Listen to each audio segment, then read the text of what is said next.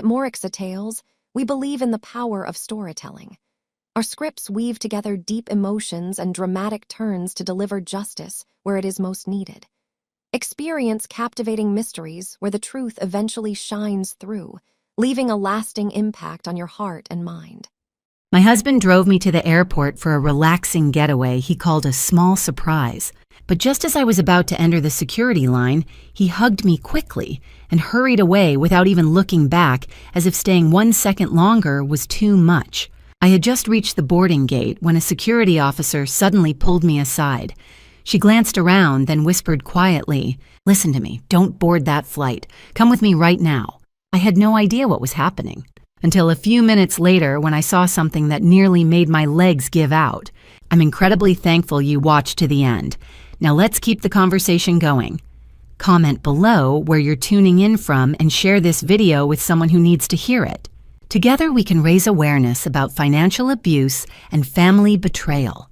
Please note, this narrative includes fictional elements designed to educate and inspire. Any similarities to real individuals or locations are purely coincidental, though the message remains deeply important. 3 months ago, my husband gave me a gift that should have killed me. I'm standing in my classroom at Lincoln High right now watching 23 juniors pretend to read The Great Gatsby while actually scrolling through TikTok under their desks. The December rain hammers against the windows. My wedding ring sits in an evidence locker somewhere in downtown Seattle, and I can still see the exact way Michael smiled that morning, September 12th, 7:30 a.m. Our kitchen still smelling like the French toast he'd burned trying to impress me when he slid the envelope across the breakfast table. "I have a surprise for you," he said. I should have trusted my instincts the moment he said those words. I should have noticed how his hands shook, how he wouldn't meet my eyes, how the envelope was sealed with tape not tucked closed, the way normal people hand over greeting cards. But I didn't, because I wanted to believe him. I wanted to believe that 8 years of marriage, 8 years of inside jokes and shared coffee mugs, and the way he used to kiss the back of my neck while I graded papers still meant something. So I opened it. 2 first-class tickets to Las Vegas, departure September 12th, return September 15th, the Bellagio. The kind of trip we couldn't afford when we got married in 2015, back when Michael was still climbing the ranks at Mercer Financial, and I was student teaching for $32,000 a year. Baby, this is... I looked up at him smiling despite myself. "Michael, we can't afford this." "We can now." He reached across the table, covered my hand with his. His palm was cold, clammy. I know things have been hard. I know the marriage counseling didn't work out. I know we've been distant. But I want to fix this. I want us to reconnect. Just you and me. No distractions. The thing is, he wasn't wrong. We had been distant. Ever since my parents died in March of 2021, a drunk driver a Tuesday afternoon gone in an instant, I'd buried myself in grief and lesson plans. And Michael had buried himself in... something. His phone. Late nights at the office that turned into late nights of unemployment after Mercer let him go in November of 2022. By January of this year, we were 2 strangers sharing a mortgage. But this felt too big, too sudden. "Our anniversary isn't until October 3rd, I said slowly. He blinked. Just once. A flicker of something confusion irritation crossed his face before he smoothed it into another smile. "I know. But I thought, why wait? Why not celebrate early spontaneity, Sarah?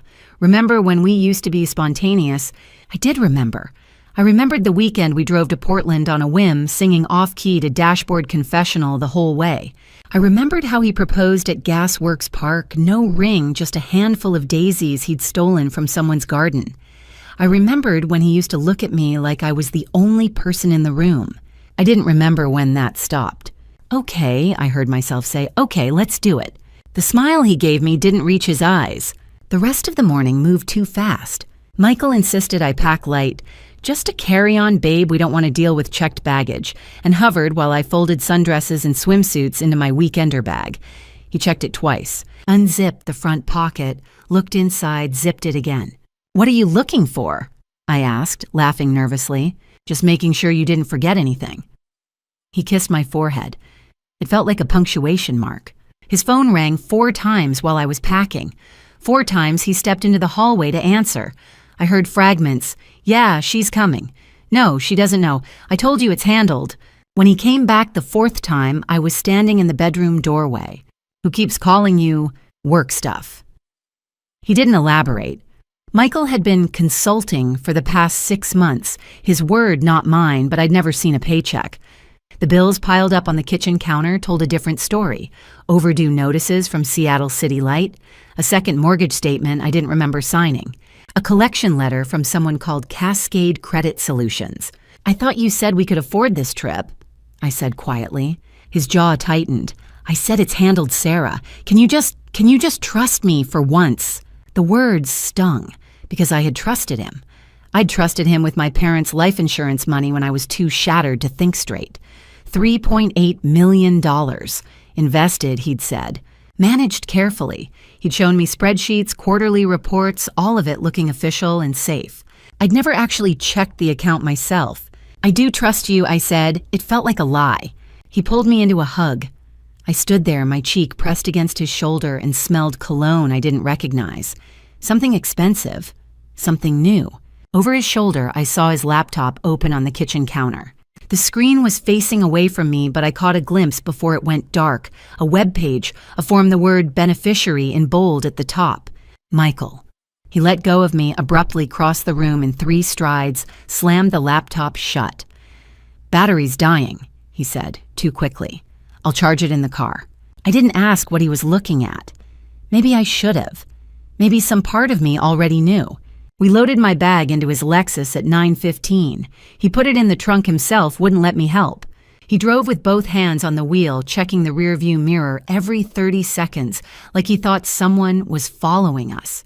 "You okay?" I asked. "Fine. Just want to make sure we don't miss the flight." Our flight wasn't until 10:30. We had over an hour. I watched Seattle slide past the window, the Space Needle small and gray in the distance, the trees along I-5 still green, despite it being September, the Starbucks on every corner because this is Seattle. And of course there is. I thought about the students I'd left sub-plans for. I thought about Diana, my best friend, who'd texted me last night. "You sure about this trip? Michael's been acting weird lately." I'd replied, "He's trying. I should too." Now sitting in the passenger seat while my husband white-knuckled the steering wheel, I wondered if Diana had seen something I hadn't. "Trust me, Sarah," Michael said again, quieter this time. He reached over, squeezed my knee. "This trip is going to change everything." He wasn't lying. I just didn't know how right he was. I agreed to go. 6 hours later, I would stand at airport security and hear 5 words that saved my life. The drive to the airport should have taken 35 minutes. Michael did it in 22. I know because I watched the clock on the dashboard the entire way, watched the minutes flip over while he wove through traffic on I-5, like we were fleeing a crime scene. 60 in a 45, 70 in a 55. The Lexus's engine purred like it was built for this, but my hands gripped the door handle until my knuckles went white. "Michael, slow down. We're fine." He didn't look at me. His eyes flicked between the road and the rearview mirror over and over like he thought someone was chasing us. "Our flight's not until 10:30. We have time. I don't want to risk it." His jaw was tight. Traffic near the airport gets bad. It was 9:07 on a Tuesday morning. The only traffic we'd hit so far was a FedEx truck and a guy in a Subaru going 10 under in the right lane. But I didn't argue. I'd learned over the past year that arguing with Michael when he was in a mood like this only made things worse. So I watched Seattle disappear behind us, the skyline shrinking, the trees thickening along the freeway. The Starbucks and Targets and storage facilities that mark the slow transition from city to suburb to airport sprawl. His phone rang. He answered it through the car's Bluetooth before I could see the caller ID. "Yeah." His voice dropped, clipped. "Careful." A man's voice crackled through the speakers, low and distorted by the connection. I couldn't make out words, just tone urgent, maybe irritated. "I told you it's handled," Michael said, then quieter. "Flight 447, leaves at 10:30. Policy's active as of this morning, I checked." My stomach flipped. "Michael." "Hang on." He jabbed the button on the steering wheel, cutting the call. Silence flooded the car. He cranked up the radio, some classic rock station playing Tom Petty, and turned the volume loud enough that I couldn't ask questions without shouting. I stared at him. His hands were locked on the wheel, 10 and 2, the way they teach you in driver's ed. His shoulders were rigid. A muscle in his jaw twitched. "Who was that?" I said louder over the music. "Work. You don't have work." His head snapped toward me just for a second, and the look in his eyes, something cold, something cornered, made me wish I hadn't said it. Then he turned back to the road, and the moment passed. "Consulting work," he said evenly. "A client. It's complicated." It was always complicated. For 6 months, ever since Mercer fired him, everything had been complicated. The bills were complicated. The credit card statements were complicated. The reason we couldn't afford to fix the dishwasher or take a real vacation or do anything that didn't involve me stretching my teacher's salary to cover 2 people that was complicated too. But somehow, first-class tickets to Vegas weren't. My phone buzzed in my lap. I glanced down. Diana Walsh. "Sarah, my mom fell. Can you call me?" Deanna. My best friend since sophomore year of college. The one who'd held my hand through my parents' funeral. The one who'd told me last month that Michael was giving off weird vibes and I should maybe talk to a lawyer just in case. I'd brushed her off, told her she was overreacting. Now her mom was hurt. I started to dial her number. Michael's hand shot across the center console and grabbed my phone out of my hand. "What are you doing?" I said, too shocked to be angry yet. "You can call her from Vegas." He dropped my phone into the cup holder between us, out of reach. "We're about to miss our flight." "We're not going to miss our flight, Michael. It's 9:15. "Sarah."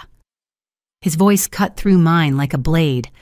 "Can you just for once let me handle this? Please." The word please sounded like a threat. I stared at him, at the way his knuckles were bone white on the steering wheel, at the vein pulsing in his temple.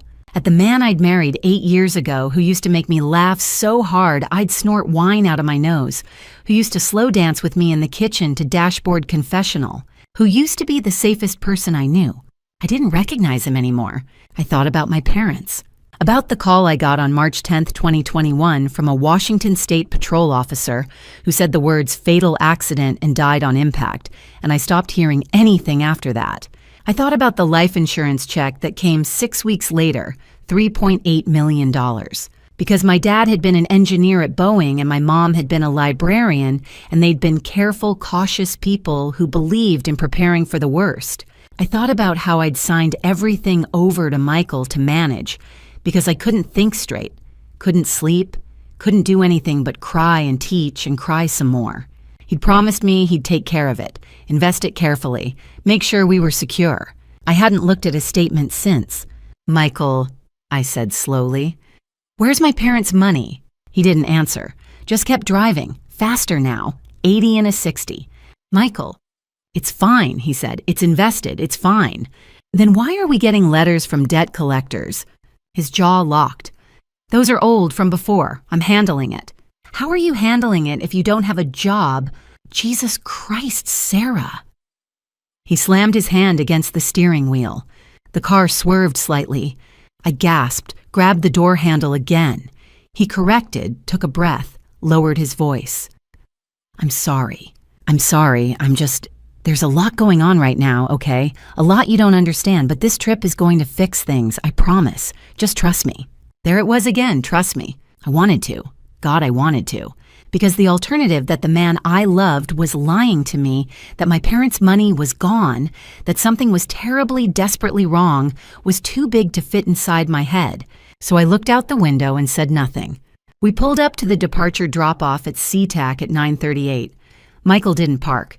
Didn't even slow down much, just stopped long enough at the curb for me to grab my bag from the trunk.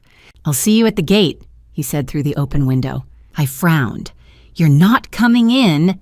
"I need to return something at the mall. I'll meet you inside in 20 minutes. Gate C7, right?" "Yeah, but..." "Sarah, go. You're going to miss check-in." I stood there on the curb, my weekender bag slung over my shoulder, and watched him pull away from the curb without looking back. He didn't wave, didn't blow a kiss. Just merged into the flow of cars circling the terminal and disappeared. I turned toward the automatic doors, toward the noise and the crowds and the smell of Starbucks and Cinnabon and recycled air, toward whatever was waiting for me inside. I walked through the automatic doors into SeaTac Airport. I would never walk out the same person. Security lines at SeaTac on a Tuesday morning move fast. I wish they hadn't. There were maybe 20 people ahead of me when I joined the queue for TSA, Checkpoint C, a family with 2 toddlers, a businessman in a rumpled suit scrolling through his phone, a college-aged girl with purple hair and noise-canceling headphones. Normal. Everyone looked normal, including me, probably standing there in my jeans and my Nordstrom anniversary sale sweater, my driver's license and boarding pass clutched in one hand, trying not to think about Michael's face in the rearview mirror as he drove away. Except he hadn't driven away. I saw him through the glass partition that separates the secure area from the rest of the terminal, standing near the Starbucks. 20 yards past the checkpoint on the wrong side, the side you stand on when you're not flying anywhere, when you're just dropping someone off and pretending you're going to park the car. He was watching me. I froze. My brain tried to make sense of it. Maybe he'd changed his mind. Maybe he was coming with me after all. Maybe. No. He wasn't moving toward the ticket counters, wasn't getting in line, just standing there, phone in hand, eyes locked on me like I was a package he needed to track until delivery. A TSA officer, a woman mid-40s, dark hair pulled back in a tight bun, was watching him too. I saw her glance at Michael, then at her coworker, then back at Michael. She said something into the radio clipped to her shoulder. "Ma'am." The officer at the podium, a younger guy with a name tag that read J. Torres, gestured for my documents. "ID and boarding pass, please." I handed them over.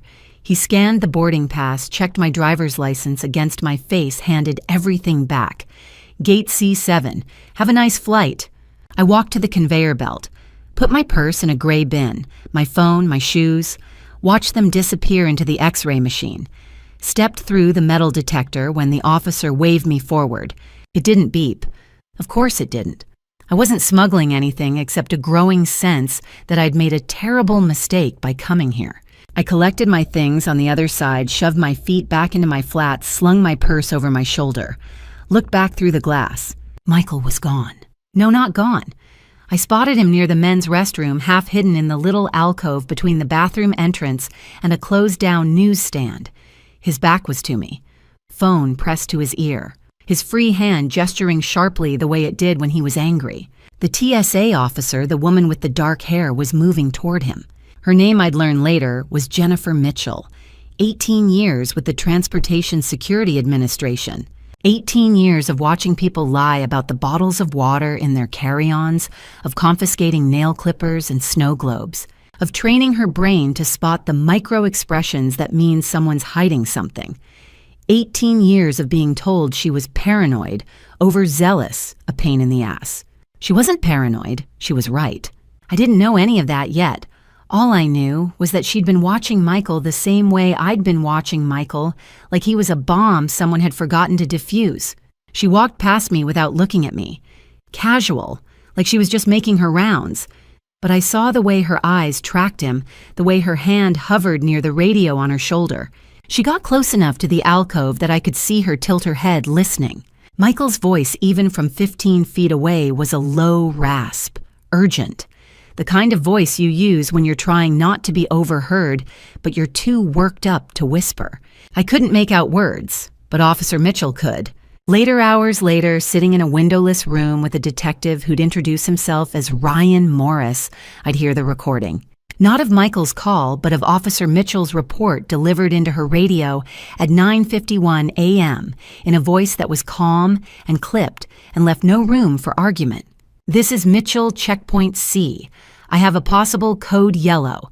Adult male Caucasian mid-30s gray Lexus drop-off approximately 9:40.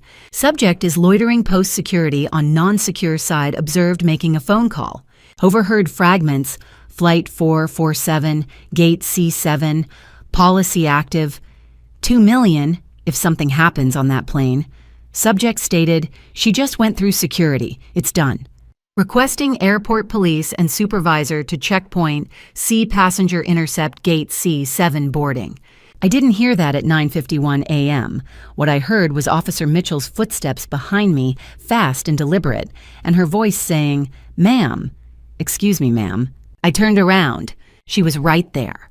close enough that I could see the tiny scar above her left eyebrow, the silver roots starting to show in her hairline, the ID badge clipped to her uniform that read, Mitchell J., TSA officer, 18-year service. Ma'am, I need you to come with me. My stomach dropped. I do something wrong. My bag. You're not in trouble. Her voice was kind, firm but kind, the voice of someone who'd delivered bad news before and learned how to do it without making people cry. But I need to ask you some questions about your flight. My flight. I looked past her toward the gates, toward Gate C7, where Flight 447 to Las Vegas was supposed to board in less than 30 minutes. What's wrong with my flight? She didn't answer. Just put a hand not on my arm, not touching me, but close enough to guide toward a door marked, Authorized personnel only near the checkpoint exit. Is this about a delay? I asked. My voice sounded small. Did something happen to the plane? Maybe nothing, Officer Mitchell said. She glanced over her shoulder back toward the alcove where Michael had been standing. He was gone now. Disappeared into the crowd or out the doors or somewhere I couldn't see him. But the man who dropped you off your husband, I nodded. He just made a phone call that scared the hell out of me. The world tilted, not metaphorically, literally. The floor felt like it shifted under my feet and I reached out to steady myself against the wall. Officer Mitchell's hand, firm, warm, closed around my elbow. Ma'am, I need you to stay calm. You're safe. But I need you to come with me, right now. Two men in airport police uniforms appeared beside us. One of them, tall black with sergeant stripes on his sleeve, nodded at Officer Mitchell. Detective Morris is on his way, he said. ETA 5 minutes. Detective, I said, my voice cracked. Why do I need a detective? Officer Mitchell looked at me. Her eyes were brown, steady, and full of something I couldn't name yet. Pity, maybe, or recognition. Because, she said quietly, I think someone's trying to hurt you. I opened my mouth to say that was crazy, that Michael wouldn't hurt me, that this was a misunderstanding, a mistake, some kind of insane mix-up that we'd all laugh about later. But the words didn't come, because somewhere deep in the part of my brain that still remembered my parents' funeral, the part that knew what it felt like when everything you thought was safe turned out to be a lie. I already knew. She was right. 2 airport police officers appeared beside us. One said, Detective Morris is on his way. I didn't know who Detective Morris was. I didn't know my husband had just tried to kill me. They took me to a windowless room that smelled like burnt coffee and fear. Detective Morris had kind eyes. That's the only reason I stayed. The room was small, maybe 10 by 12 feet, with gray walls, a metal table bolted to the floor, 2 chairs and a mirror that I knew, even in my shock, was the kind you could see through from the other side. A clock on the wall read 10:02 a.m. My flight was supposed to board in 26 minutes. Detective Ryan Morris was younger than I expected, late 30s, maybe 40, with dark hair starting to gray at the temples, and the kind of tired face that comes from seeing too much too early. He wore a Seattle PD badge clipped to his belt and a navy windbreaker with police stenciled across the back in yellow letters. When he sat down across from me, he didn't smile, but his eyes, brown, steady, the kind that looked at you instead of through you, softened at the edges. Mrs. Bennett, he said. I'm Detective Ryan Morris, Seattle Police Department. I work with the Airport Security Task Force. Officer Mitchell briefed me on what she overheard. I need to ask you some questions, and I need you to be honest with me. Can you do that? I nodded. My throat was too tight to speak. First question, do you know why your husband would make a phone call about a $2 million life insurance policy this morning? What? The words didn't make sense. What life insurance policy? Morris pulled a notepad from his jacket pocket, flipped it open. Officer Mitchell heard your husband say, Flight 447, Gate C7 policies active $2 million if something happens on that plane. Does that mean anything to you? I shook my head. No, we don't have... Michael used to be a financial advisor. He talked about insurance sometimes, but we never... Mrs. Bennett. Morris's voice was gentle but firm. I need to make a phone call. With your permission, I'm going to contact your insurance provider or any provider your husband might have used to verify whether a policy exists. Do I have your consent? Yes, yes, of course. I was babbling now. There's no policy. This is a mistake. He would never. Morris was already dialing. He put the call on speaker. A woman's voice answered after 2 rings. Secure Life Insurance Fraud Investigation Department. This is Karen Eldridge. Ms. Eldridge, this is Detective Ryan Morris, Seattle, PD badge number 6247. I'm investigating a potential fraud case involving a life insurance policy. I need you to run a name for me. Sarah Bennett, date of birth, August 14th, 1992. Policyholder or beneficiary. Keys clicking. A pause. Then, I have a term life policy under that name. Policyholder Sarah Ann Bennett.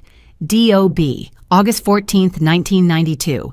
$2 million 20-year term. Beneficiary Michael James Bennett. Policy effective date March 15th, 2023. Premiums paid in full for the first year. The room tilted. Can you email me a copy of the application and signature page? Morris said. This is an active investigation, time sensitive. Sending now.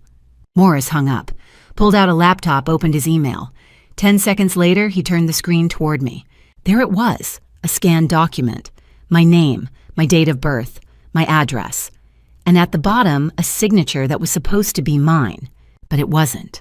That's not my signature, I whispered. Morris leaned forward. Are you sure? Look at the B in Bennett. I pointed at the screen, my hand shaking. I loop it twice. I've done it that way since high school. My mom was a librarian. She taught me cursive. She always said a signature should have flourishes. That B only has 1 loop. And the S in Sarah mine slants left. That one's vertical. Morris studied the screen, pulled out his phone, took a photo. Mrs. Bennett, I'm going to need you to write your name for me, for comparison. He slid a piece of paper and a pen across the table. I wrote my name 3 times, my hand shaking so badly the letters barely looked like letters. Morris compared them, nodded. This is a forgery. I don't understand. My voice broke. Why would Michael forge my signature? Why would he take out a policy on me? Morris didn't answer. He opened another window on his laptop, typed quickly. Mrs. Bennett, I need your verbal consent to access your husband's financial records. Credit reports, bank accounts, anything that might explain his actions. Yes, God yes, anything. More typing. Morris's face went still, then grim. Your husband filed for unemployment in November of 2022, he said quietly.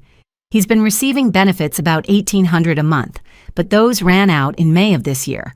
According to his credit report, he's carrying $62,000 in credit card debt across 7 cards, all of them maxed out. Collection agencies have been calling since June. I couldn't breathe. There's more, Morris said. He made several large wire transfers between January and May of this year to a cryptocurrency exchange called Apex Digital.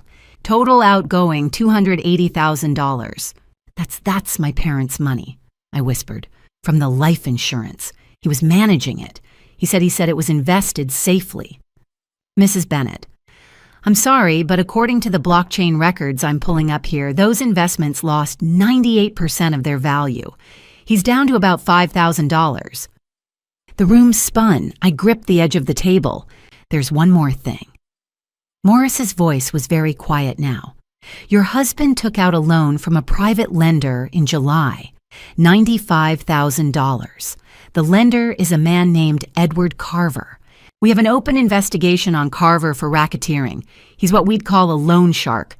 The loan comes due on September 20th, 8 days from now. What happens if he doesn't pay? Morris didn't answer. He didn't have to. I looked at the clock. 10:18 a.m. My phone, still in Officer Mitchell's possession, buzzed on the table between us. Morris glanced at the screen. It's your husband, he said. That's the 47th call or text since you went through security. 47. Morris turned the phone toward me. The lock screen was full of notifications. Michael Bennett. Where are you? Michael Bennett. Sarah. Answer me, Michael Bennett. Why aren't you at the gate, Michael Bennett? You're going to miss the flight, Michael Bennett. Sarah, Michael Bennett. Please, Michael Bennett, I love you. Please get on. The timestamps ranged from 10:06 a.m. to 10:23 a.m. 17 minutes of escalating panic. He thinks I'm going to board, I said slowly. He thinks you're going to die, Morris said. The PA system crackled to life outside the room. A woman's voice, calm and professional. Final boarding call for Alaska Airlines Flight 447 to Las Vegas, departing from Gate C7. All remaining passengers should board immediately. 10:28 a.m. Morris reached across the table and placed his hand over mine. Not holding it. Just there. Steady. "Mrs. Bennett," he said, "if you get on that plane, I can't protect you. I don't know what your husband has planned, but I know he's desperate and I know he thinks $2 million is waiting for him if something happens to you in Las Vegas. If you stay here, we can figure out what he's planning. We can stop him. But if I don't get on the plane, he'll know something's wrong, but he won't be able to hurt you. You'll be safe." The clock ticked. 10:29 a.m. I thought about Michael's face in the rearview mirror, the way he'd grabbed my phone, the way he'd smiled when he said, "This trip will change everything." I thought about my parents, about the drunk driver who'd taken them from me, about the $3.8 million that was supposed to keep me safe forever. I thought about trust, about love, about the difference between the two. "Trust your instincts, Mrs. Bennett," Morris said quietly. I made a choice that morning. I stayed. 2 minutes later, the door to Flight 447 closed. 12 minutes after that, the plane fell from the sky. I heard the crash before I saw it. Not the sound of the impact that came later on the news. The horrifying crunch of metal and water that would loop in my nightmares for months, but the sharp intake of breath from Officer Mitchell as she stared at her phone. She'd been standing by the door, half listening to Detective Morris explain something about federal jurisdiction when her phone buzzed. She looked down, went pale, looked up at Morris. "Ryan," she said. Her voice was flat, empty, the voice of someone trying not to scream. "Flight 447 just went down."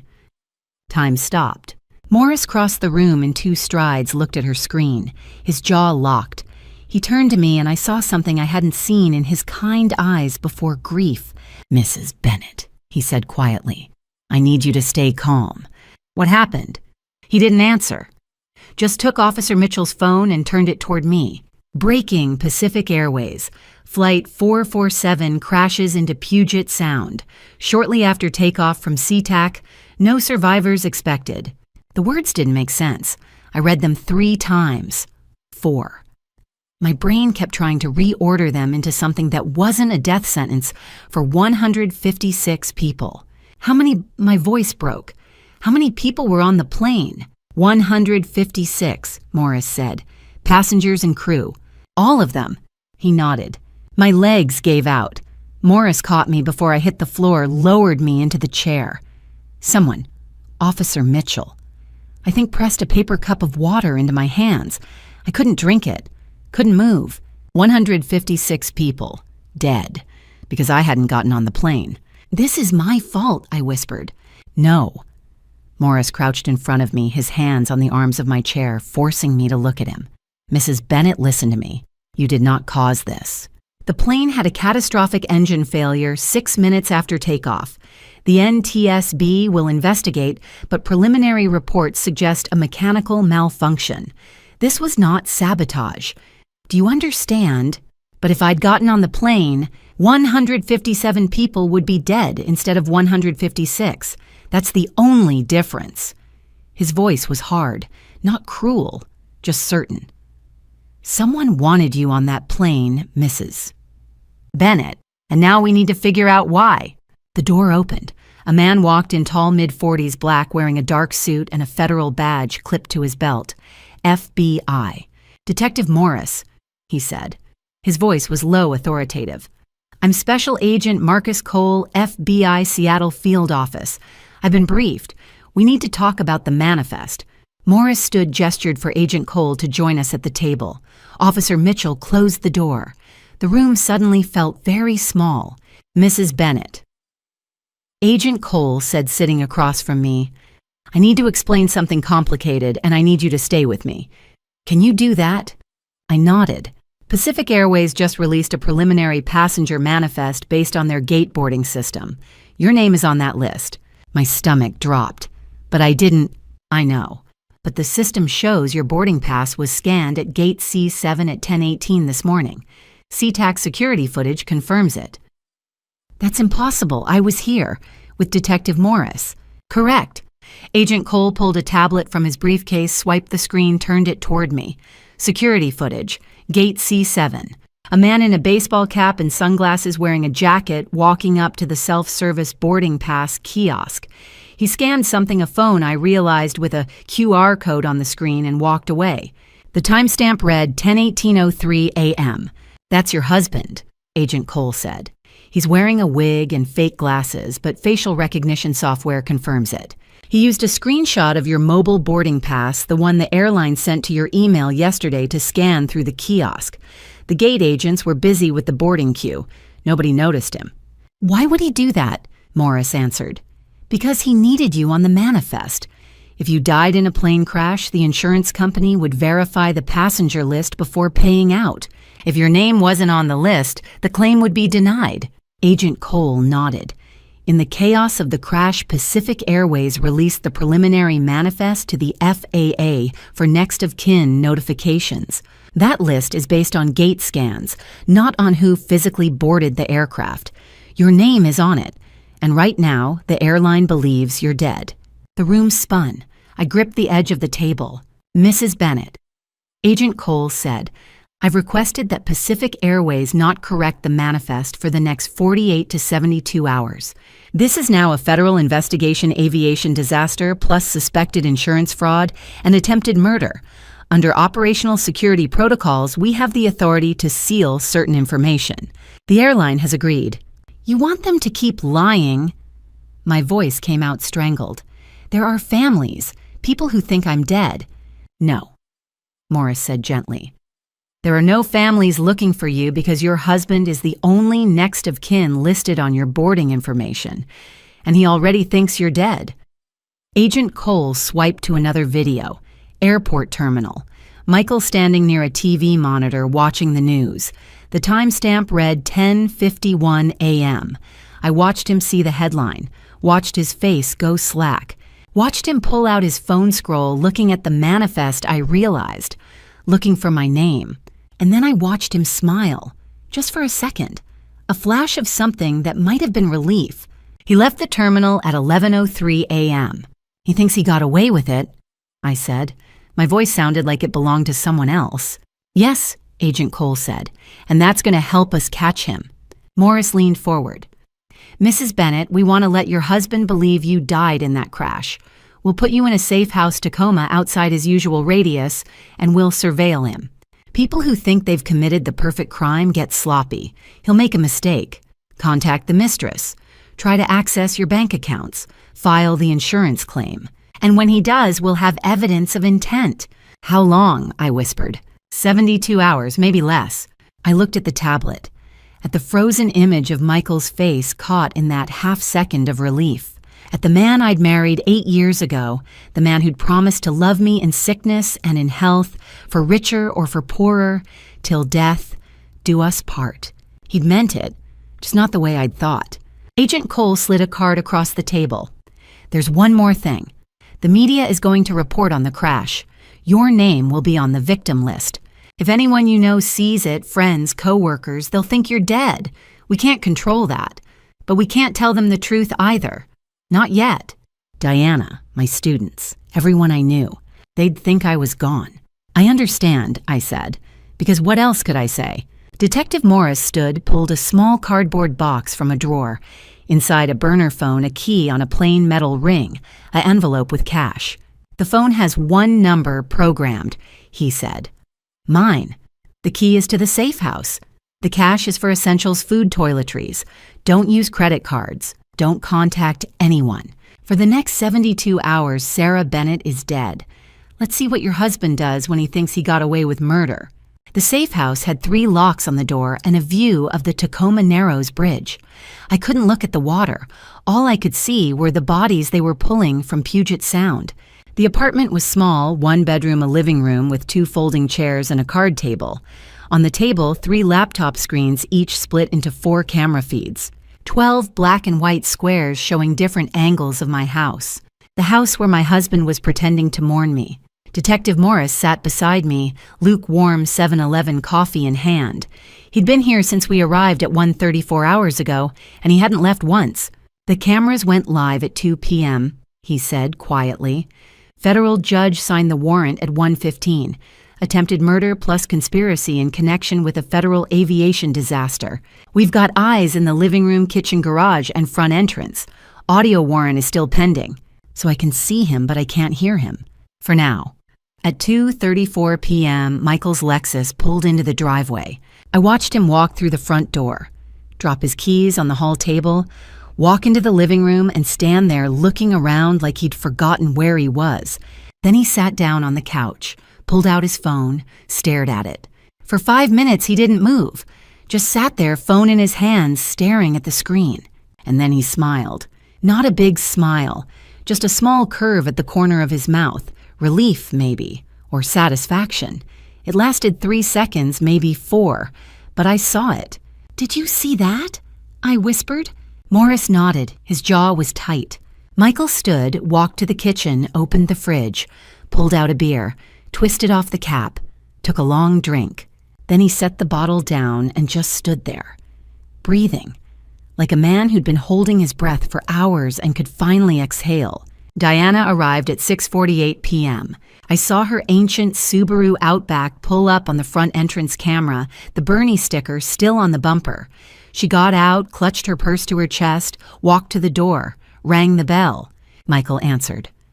Diana took one look at him and burst into tears. He pulled her into a hug. I watched her sob into his shoulder, watched him pat her back, his chin resting on her head, watched his face over her shoulder, dry-eyed calm, scanning the room like he was taking inventory. "She doesn't know," I said. My voice cracked. "She thinks I'm dead." "I'm sorry," Morris said. "Operational security. She's my best friend." Diana said something I couldn't hear, and Michael nodded. They sat on the couch. Diana pulled a casserole dish from her bag. She'd brought him food, because that's what Diana did when people were hurting. Michael smiled at her, a real smile, warm, grateful. I wanted to scream. They sat together for 2 hours. I watched Diana cry, watched Michael nod, put his arm around her hand, her tissues. At 8:52 p.m., Diana stood, hugged him again, and left. The moment the door closed, Michael's face went blank. He walked back to the couch, sat down, pulled out his phone, and smiled again. Morris made a note on his laptop. "He's good, I'll give him that. He's a monster." Yeah, that too. That night, I didn't sleep. I sat in the folding chair and watched the screens. At 11:14 p.m., Michael turned off the living room lights. At 11:22 p.m., the bedroom light went out. I watched the night vision feed and waited for him to toss and turn to stare at the ceiling, to do anything that looked like grief or guilt. He didn't. He fell asleep within minutes. I could see his chest rising and falling, slow and steady. The sleep of someone with nothing on his conscience. Morris came back at 6 a.m. with McDonald's breakfast sandwiches. I hadn't moved. "You need to sleep." "I can't." He didn't argue, just set the food in front of me and sat down. At 9:12 a.m. on September 13th, Michael walked into the garage. We only had one camera there, mounted near the door facing the workbench. Michael stood in the center of the frame, pulled out his phone, and made a call. I couldn't hear what he said, but I could see him. He was animated, smiling, gesturing with his free hands, stabbing the air the way he did when he was excited. He paced back and forth, nodding, laughing, actually laughing, his head thrown back. Then he ended the call, looked at his phone, and punched the air with his fist. A victory gesture. Morris leaned forward. "Jesus, what was that?" "I don't know, but we're going to find out." He pulled out his phone, texted someone. "I'll get the phone records. We'll know who he called by end of day." I watched Michael walk back into the house, still smiling. "He's not grieving," Morris said quietly. "He's celebrating." That night at 11:47 p.m., a silver Honda Accord pulled into Michael's driveway. The driver was a woman. I couldn't see her face clearly, the camera was too far away, the resolution too low, but I could see her shape. Slim, long hair. She got out, walked to the door, didn't ring the bell, just opened it, like she had a key. Michael met her in the hallway, pulled her into his arms, held her for a long time. They went upstairs. The bedroom light turned on. 10 minutes later, it turned off. Morris ran the license plate. Vanessa Cole, 29, Bellevue address. You know her? He asked. I shook my head. I'd never heard the name before in my life. The woman didn't leave until 6 a.m. The audio came online at 4:17 p.m. on September 13th. I wish it hadn't. Detective Morris was standing by the window when his phone buzzed. He read the message turned to me. Judge approved the audio warrant. We're live. He crossed to the laptop, clicked something. A green indicator light appeared on each camera feed. Audio active. We'll hear everything now, he said quietly. Are you ready? I wasn't, but I nodded anyway. FBI agent Marcus Cole arrived at the safe house at 7 a.m. on September 14th with a briefcase and the kind of exhausted face that comes from pulling an all-nighter. He set a folder on the card table in front of me. Phone records, he said. Your husband's cell subpoenaed yesterday. We got the dump from Verizon at 3 a.m. He opened the folder. Pages and pages of call logs. Text message metadata. I saw Michael's number at the top, and another number repeated over and over and over. That second number belongs to Vanessa Cole, Agent Cole said. 29 years old, works as a pharmaceutical sales rep for Merck, lives in Bellevue, drives a 2019 Honda Accord. No criminal record. No outstanding warrants. How long? My voice came out hoarse. 14 months. First contact, January 18th, 2022.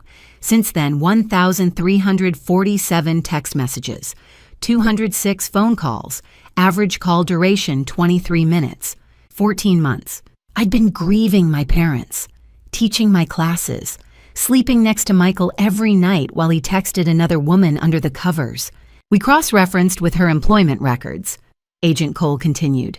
She travels for work. Pharmaceutical reps visit doctors' offices, hospitals. Her company car has GPS tracking. We pulled the logs. She's been to your neighborhood 83 times in the past year, usually midday when you'd be at work. He paused. Mrs. Bennett, I'm sorry, but you need to know what we're dealing with. I stared at the numbers on the page. 1,347 messages, 83 visits, 14 months. Does she know? I whispered. About the insurance, about what he tried to do. We don't know yet, but we're about to find out. That night, September 13th, 11:52 p.m., Vanessa Cole walked into my house and I heard her voice for the first time. Oh my God. She was crying. Oh my God, Michael, I saw the news. I saw her name on the list. I can't believe. Hey, it's okay. Michael's voice low and soothing. The voice he used to use on me when I had nightmares. Come here. The sound of footsteps. The creak of the couch. Fabric rustling as they sat down. I'm so sorry, Vanessa said. She was still crying. I know you two were, I know things were complicated, but she was still your wife. This must be Vanessa. Michael's voice was calm, steady. Listen to me. It's over. She's gone. We don't have to hide anymore. Silence. Then Vanessa's voice smaller. What do you mean? We're free. You and me. No more sneaking around. No more lying. We can be together. Really together. But all those people on the plane. Wrong place, wrong time. Michael's voice was flat, matter of fact. Like he was describing traffic, not the deaths of 156 human beings. Fate did us a favor. I stopped breathing. Morris was staring at the speaker, his hand frozen halfway to his coffee cup. Agent Cole pulled out his phone, started recording. Fate. Vanessa's voice cracked. Michael, you can't say things like that. Why not? It's true. I've been trying to figure out how to tell Sarah about you, about us for months, and now I don't have to. The universe took care of it. That's a horrible thing to say. It's an honest thing to say. A pause. Don't tell me you're not relieved. Another pause. Longer. Then, I am. I'm sorry, but I am. I'm so tired of hiding. I know, baby, I know, but it's over now. There's something else, Vanessa said. Her voice was tentative, scared. Something we need to talk about. What? The baby. You said we'd tell her together. You said we'd sit down with Sarah and explain everything and we'd figure out custody and We don't have to tell anyone anything now." Michael's voice was suddenly energized, happy almost. "You're 5 months along. We can say we got together after Sarah's death. People will understand. Grief, loneliness, finding comfort in each other. Nobody will question it. 5 months." I pressed my hand to my mouth. "Are you sure?" Vanessa said. "Because people will do the math. If the baby comes in February's 6 months away. By then we'll be long gone. Gone. Caymans. I told you. We're not staying here, Vanessa. Too many memories. Too much press. We'll start over somewhere warm. Just you, me, and the baby." "How are we going to afford that?" Michael laughed. Actually laughed. "Sarah had a life insurance policy. $2 million. I'm the beneficiary. It'll take a few weeks to process, but once it pays out, we're set. 2 million, Jesus, Michael. I know, it's going to change everything." I heard footsteps, the sound of the fridge opening, glass clinking. "What are you doing?" Vanessa asked. "Getting champagne. We're celebrating." "Michael, I can't drink. I'm pregnant." "Then I'll drink for both of us." A cork popping, liquid pouring. To us, Vanessa. To our new life. To not having to hide anymore. "To us," Vanessa echoed. Her voice was quiet, uncertain. Morris and Agent Cole were both leaning toward the speaker, now listening to every word. "By this time next month," Michael said, "we'll be in the Caymans. $2 million buys a lot of forgiveness, buys a lot of starting over." "I love you," Vanessa whispered. "I love you too, both of you." A pause. Then quieter. "Let me see." Michael, "Come on, let me see the bump." Rustling. A soft laugh from Vanessa. Then Michael's voice so tender it made me want to scream, "Hey there, little one, Daddy can't wait to meet you." I made it to the bathroom before I threw up. I knelt on the linoleum floor, retching into the toilet, my whole body shaking. I heard footsteps behind me. Morris, probably, but I couldn't stop. Couldn't breathe. Couldn't think past the sound of Michael's voice saying, "Daddy can't wait to meet you," to a child that wasn't mine. A child he'd made with another woman, while planning to kill me. When I finally stopped, Morris was sitting on the floor beside me, holding a glass of water. "I'm sorry," he said quietly. "I'm so sorry you had to hear that." I took the water. My hands were shaking so hard I almost dropped it. 5 months, I whispered. "She's 5 months pregnant." "I know." He was planning this, even before the insurance policy. He was already... "I know." I looked at him. How do I come back from this? Morris didn't answer. Because there wasn't an answer. There was only forward. And forward meant watching my husband celebrate my death with the woman carrying his child. We went back to the surveillance room. Agent Cole had rewound the audio, was playing it again, taking notes. Morris sat down, pulled up a new window on his laptop. He just confessed to insurance fraud. Said he's the beneficiary on a $2 million policy, planning to use the payout to flee to the Caymans. That's conspiracy to commit wire fraud at minimum. But we need to prove he knew the policy existed before the crash, Agent Cole said. Defense will argue he took it out recently, that the crash was coincidental, that he's just an opportunistic asshole, not a murderer. Morris looked at me. "Mrs. Bennett, do you know of any documents, emails? Anything that would show your husband researched or purchased that policy before September 12th? I closed my eyes, saw Michael's laptop on the kitchen counter, the screen flashing beneficiary before he slammed it shut. "Yes," I said. "I know exactly where to look. On the 4th day after I died, my husband filed a claim for $2 million. On the 5th day, he started spending it. I watched it all from the safe house in Tacoma. Watched him walk into the law offices of Patterson and Lowe at 10:23 a.m. on September 15th, carrying a manila folder and wearing the charcoal suit he'd bought for my father's funeral. Watched him sit across from a man in his late 50s, David Patterson Morris told me estate and insurance attorney, and sign paperwork for 47 minutes. At 10:31 a.m. FBI, Agent Cole's laptop pinged with an alert. Secure Life Insurance had received a death claim. Policyholder Sarah Ann Bennett. Beneficiary Michael James Bennett. Amount $2 million.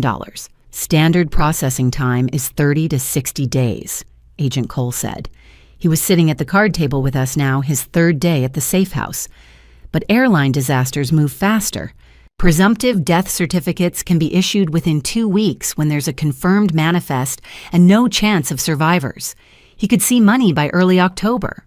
October 3rd, I said quietly, our anniversary. Morris looked at me. Didn't say anything. Didn't have to. That afternoon, Michael called Diana. We heard it through the kitchen audio feed. He was standing by the sink staring out the window at the backyard where I'd planted tomatoes in June. Hey, Di, yeah, I'm hanging in there. Listen, I wanted to ask you something. His voice was soft, broken, the voice of a man barely holding himself together. I'm planning a small memorial. At Seward Park Sunday the 24th, just close friends. I can't... He paused, swallowed hard. I can't do a funeral without a body. Diana's voice came through his phone speaker, tinny and distant. Oh, Michael, of course. Whatever you need. Do you want me to help organize? No. I just need people there. People who knew her, people who loved her. I'll be there. I'll bring Mark, and I'll reach out to some of the other teachers from Lincoln High. Thank you. Michael's voice cracked. I don't know how to do this, Di. I don't know how to say goodbye to someone I never got to say goodbye to. I watched Diana through his phone screen. She was crying again, and Michael, standing in my kitchen, his face angled just slightly away from the camera, was smiling. Morris wrote on his notepad, Memorial, September 24th, Seward Park, public performance. On September 15th at 3:42 p.m., Michael walked into the Wells Fargo branch in Bellevue and withdrew $8,000 in cash. We had the ATM footage within an hour, black and white, grainy but clear enough. Michael standing in front of the machine, feeding in a card, punching buttons.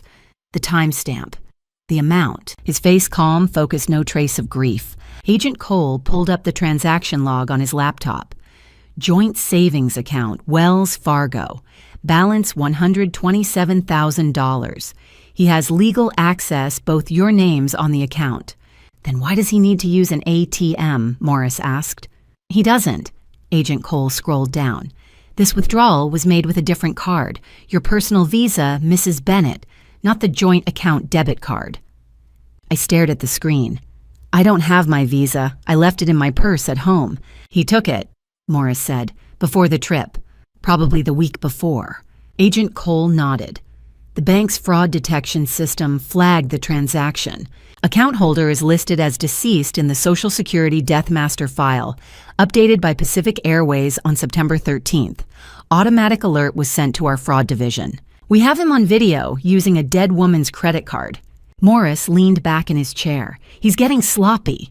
He's getting desperate, Agent Cole said. The next day, Michael called Charles Schwab. We couldn't see him. He was in the garage pacing, but we could hear him, and we could hear the frustration in his voice.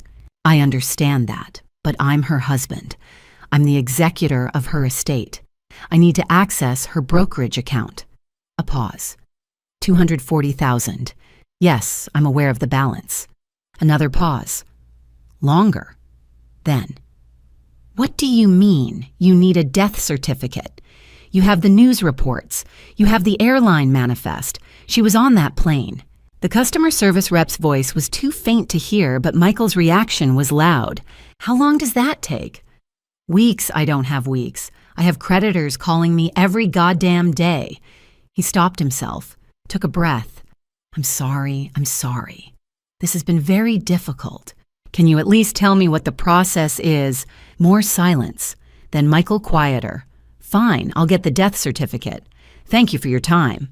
He hung up, stood there for a moment, then slammed his fist into the workbench. Morris made another note. Needs death certificate. Estate liquidation stalled. On September 16th at 9:47 p.m., Michael was back in the kitchen with Vanessa. I booked the tickets, he said. We could hear the smile in his voice. Grand Cayman, September 25th, one way. One way. Vanessa sounded nervous. Michael, that's only 9 days from now. I know, but we can't wait. The longer we stay here, the more questions people ask, and I don't want to be here when the insurance pays out. Too much attention. But what about the baby I'm supposed to see my OB on the 27th? We'll find a doctor in Grand Cayman, a good one. Money's not going to be a problem, Vanessa, trust me. A pause, then Vanessa quieter. I do trust you. It's just, this is all happening so fast. I know, baby, I know. But by this time next month, we'll be sitting on a beach drinking piña coladas watching the sunset. No more hiding. No more looking over our shoulders, just us. And the baby. And the baby. Agent Cole pulled up a new window. Airline booking records, he had a federal subpoena for United Airlines. 2 seats, first class. Seattle to Grand Cayman via Houston. September 25th, 6 a.m. departure. Return open-ended. He's running, Morris said. He thinks he's running, Agent Cole corrected. Agent Cole turned his laptop toward me. A TM footage zoomed in. Michael's face grainy but recognizable. The timestamp. The amount. $8,000. He's using your money to fund his escape, Agent Cole said. I looked at the screen. At the man I'd married. The man who'd promised to love and cherish me. The man who was draining my bank account to pay for a new life with another woman while I sat in a safe house legally dead, watching him on a surveillance monitor. How much longer? I whispered. How much longer do I have to be dead? Morris exchanged a glance with Agent Cole. Then he pulled up a file on his laptop. We traced a payment from Michael's account, Morris said. $15,000, wired on August 28th to a man named Victor Reeves. He's a professional fixer based in Las Vegas. We picked him up this morning. I went very still. A fixer, someone you hire when you need a problem to disappear. Morris's voice was careful, gentle. Mrs. Bennett, your husband didn't just want you dead. He tried to make it happen. On the 6th day, they arrested the man my husband hired to kill me. On the 7th day, I listened to him describe exactly how it was supposed to happen. Agent Cole arrived at the safe house at 2 p.m. on September 17th with a tablet and the kind of expression that meant the news was bad but necessary. He set the tablet on the card table, swiped to a booking photo. Victor Reeves, 41, ex-military dishonorable discharge in 2009. 7 arrests over the past decade, 2 for assault, 3 for fraud, 2 for racketeering.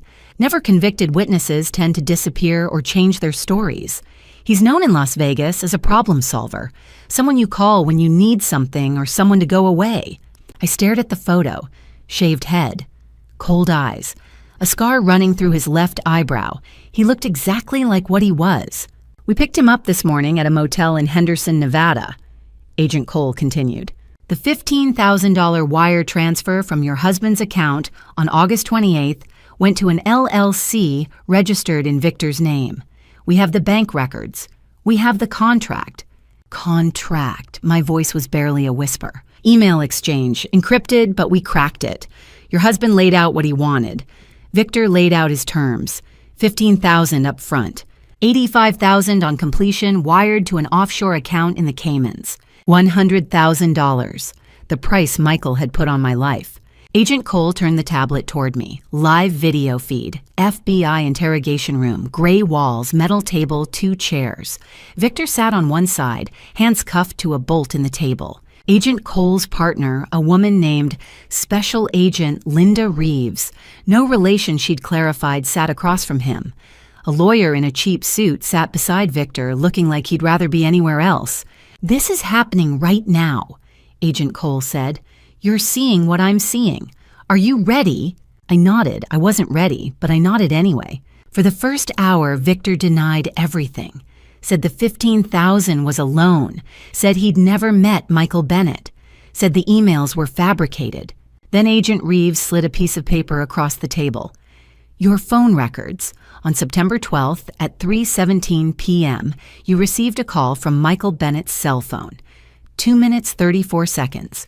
What did you talk about? Victor stared at the paper, said nothing. We can offer you a deal, Agent Reeves said. Conspiracy to commit murder, 10 years. You'd be out in 7 with good behavior. Or we charge you with attempted murder and you're looking at 25 to life. Your choice. Victor looked at his lawyer. The lawyer nodded. Victor leaned back in his chair. What do you want to know? I met Michael Bennett on August 20th at a bar in Las Vegas, Victor said. His voice was flat, bored, almost like he was describing a grocery list. He said he had a problem. A wife who wouldn't go away. He wanted it to look like an accident. I told him accidents cost money. He said money wasn't an issue. Agent Reeves. What was the plan? He was taking her to Vegas, September 12th through 15th, staying at Caesars. I was supposed to make contact at the pool on the 13th. Lots of people, lots of noise. Easy to slip something into a drink without anyone noticing. Slip what? GHB, liquid, colorless, tasteless. She'd think she'd had too much sun, too many cocktails. I'd play the Good Samaritan, offer to help her back to her room. Hotel cameras would show me helping a drunk woman. Nothing suspicious. And then, bathtub, fill it up, wait for her to pass out, hold her under, make it look like she slipped, hit her head, drowned. Happens all the time in Vegas.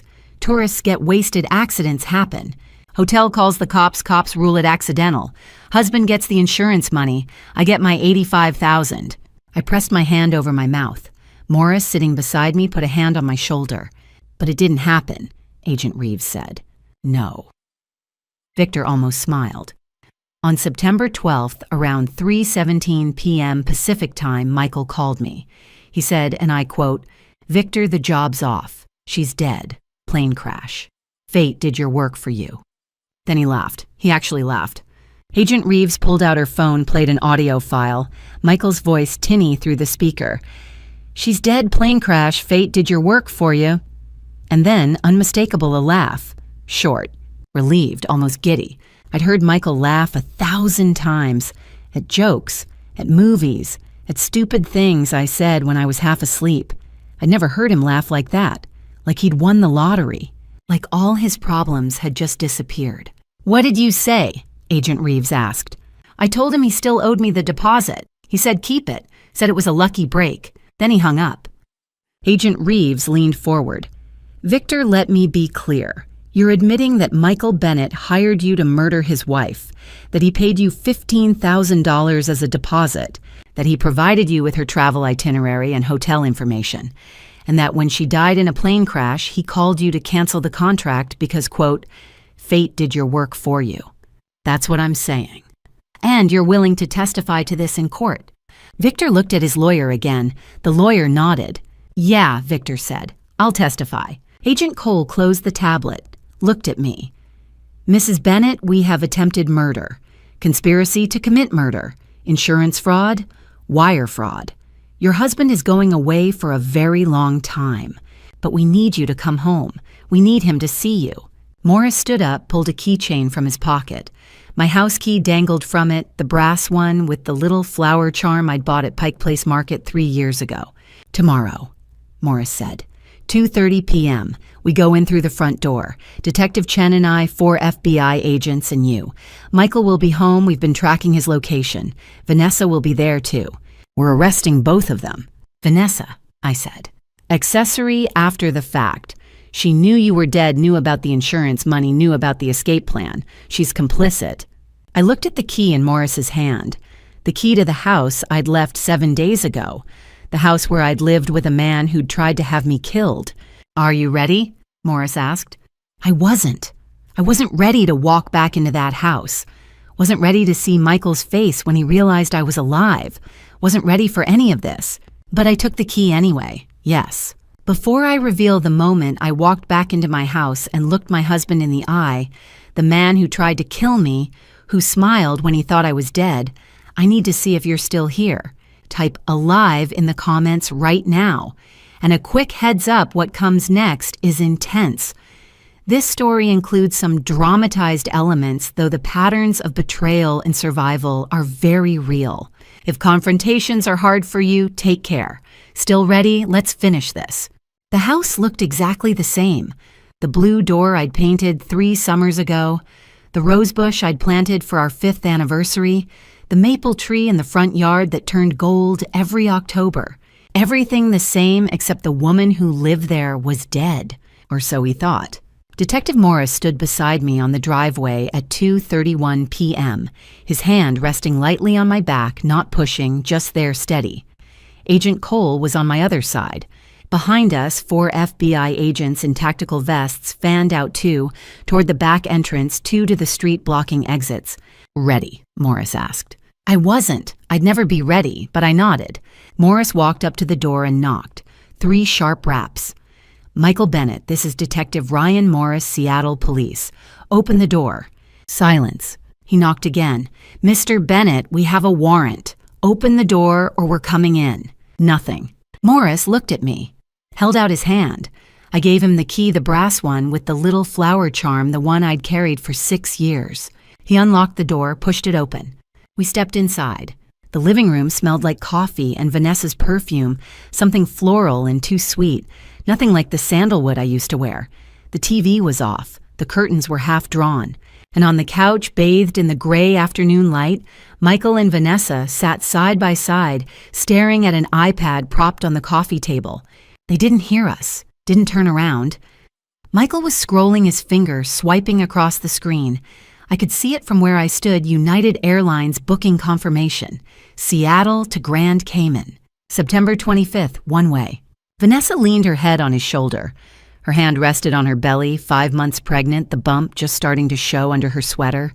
I stepped into the doorway between the hall and the living room, into the light, into his line of sight.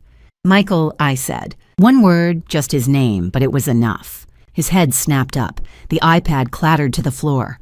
For 3 seconds, maybe 4, he just stared at me.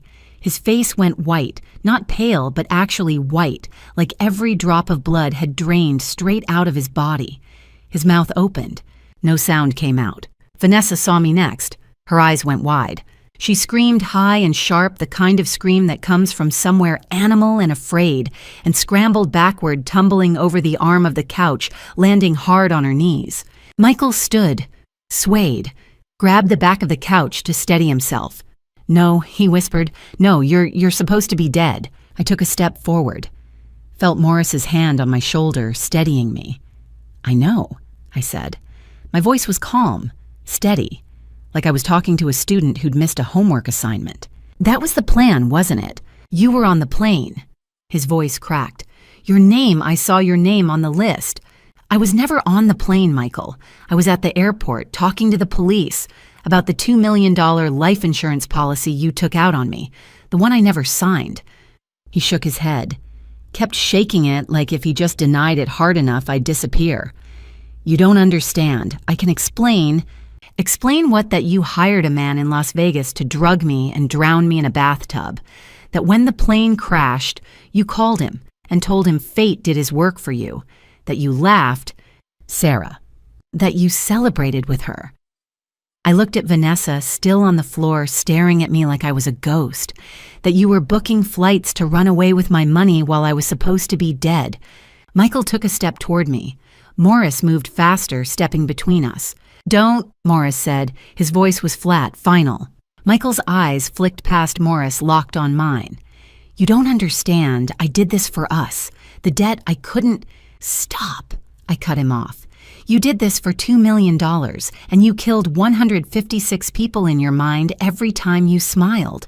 Michael ran, not toward me, toward the back door, toward the kitchen, toward anywhere that wasn't here. He made it 3 steps before 2 FBI agents came through the back entrance, weapons drawn.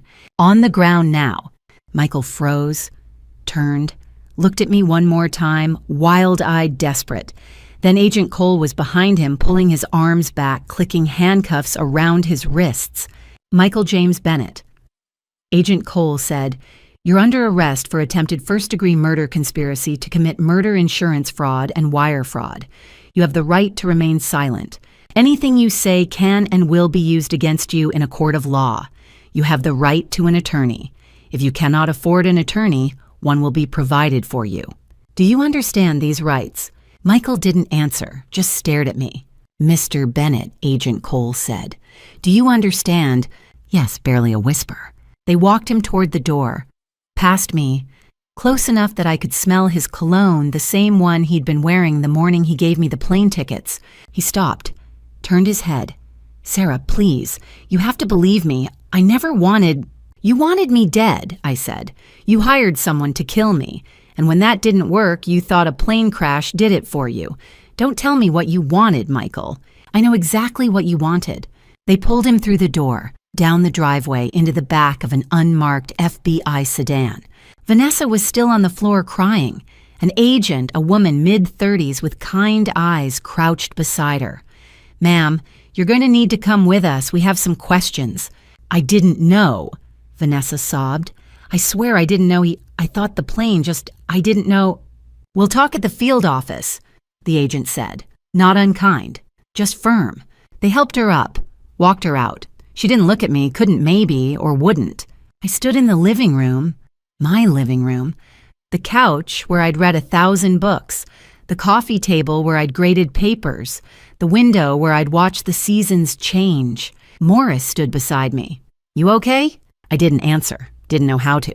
Through the window, I could see Michael in the back of the FBI car.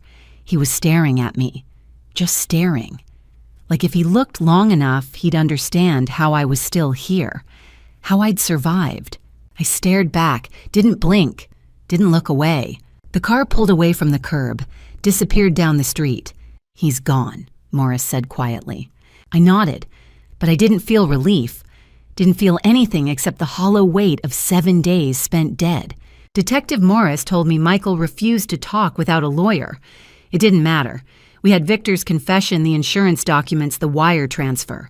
But the next morning, alone in an interrogation room, Michael said 5 words that would put him away for life. I want to make a deal. They gave me a chair in a dark room with a window that looked into another room. Michael sat under fluorescent lights, his hands folded on a metal table. He looked small. It was September 20th, 10 a.m. I'd barely slept. Detective Morris sat beside me, a cup of coffee going cold in his hand. Agent Cole was on the other side of the glass across from Michael. Between them, a defense attorney, Linda Crawford, mid-40s, expensive suit, the kind of lawyer you hire when you've done something you can't undo. My client is willing to provide full disclosure. Crawford said, in exchange for a reduced sentence, 2nd-degree attempted murder, 15 years. Prosecutor Rebecca Hartman, watching from our side of the glass via video link, spoke into the intercom. 1st-degree attempted murder, conspiracy, insurance fraud. No deal. He talks we consider it at sentencing. Crawford leaned toward Michael, whispered something. Michael nodded. His shoulders sagged. He'll talk, Crawford said. Agent Cole opened a folder, pulled out a timeline printed on white paper, slid it across the table. Walk me through it, Cole said. Start with March. Michael stared at the paper. His voice when it came was barely audible. March 2023, I lost everything. Be specific. $280,000. Cryptocurrency. I'd been investing Sarah's inheritance. Her parents died in 2021, left her $3.8 million. She trusted me to manage it. I thought I could double it, triple it. I put it into Bitcoin, Ethereum, some altcoins. The market crashed. I lost it all. Agent Cole made a note. And then, I'd borrowed money from a man named Eddie Carver, $95,000. He said if I didn't pay by September 20th, Michael stopped, swallowed. He said he'd kill me. So you decided to kill your wife instead. Michael flinched. I didn't think of it like that. I thought if something happened to her, I could pay Carver, start over. I wasn't thinking clearly. When did you take out the life insurance policy? March 15th, I researched it online, Googled things like accidental death insurance, how long before a policy pays out. I found Secure Life, $2 million, 20-year term. I filled out the application, forged Sarah's signature in Photoshop, submitted it via email. It was approved June 1st. And then you started planning. Michael nodded. I looked at different scenarios. Car accident, too risky, too many variables. Hiking accident, same problem. Drowning seemed cleanest. We used to go to the coast to Cannon Beach. I thought maybe there, but it's too isolated, too suspicious. Then I thought Vegas. Public. Crowded. Easy to make it look like an accident.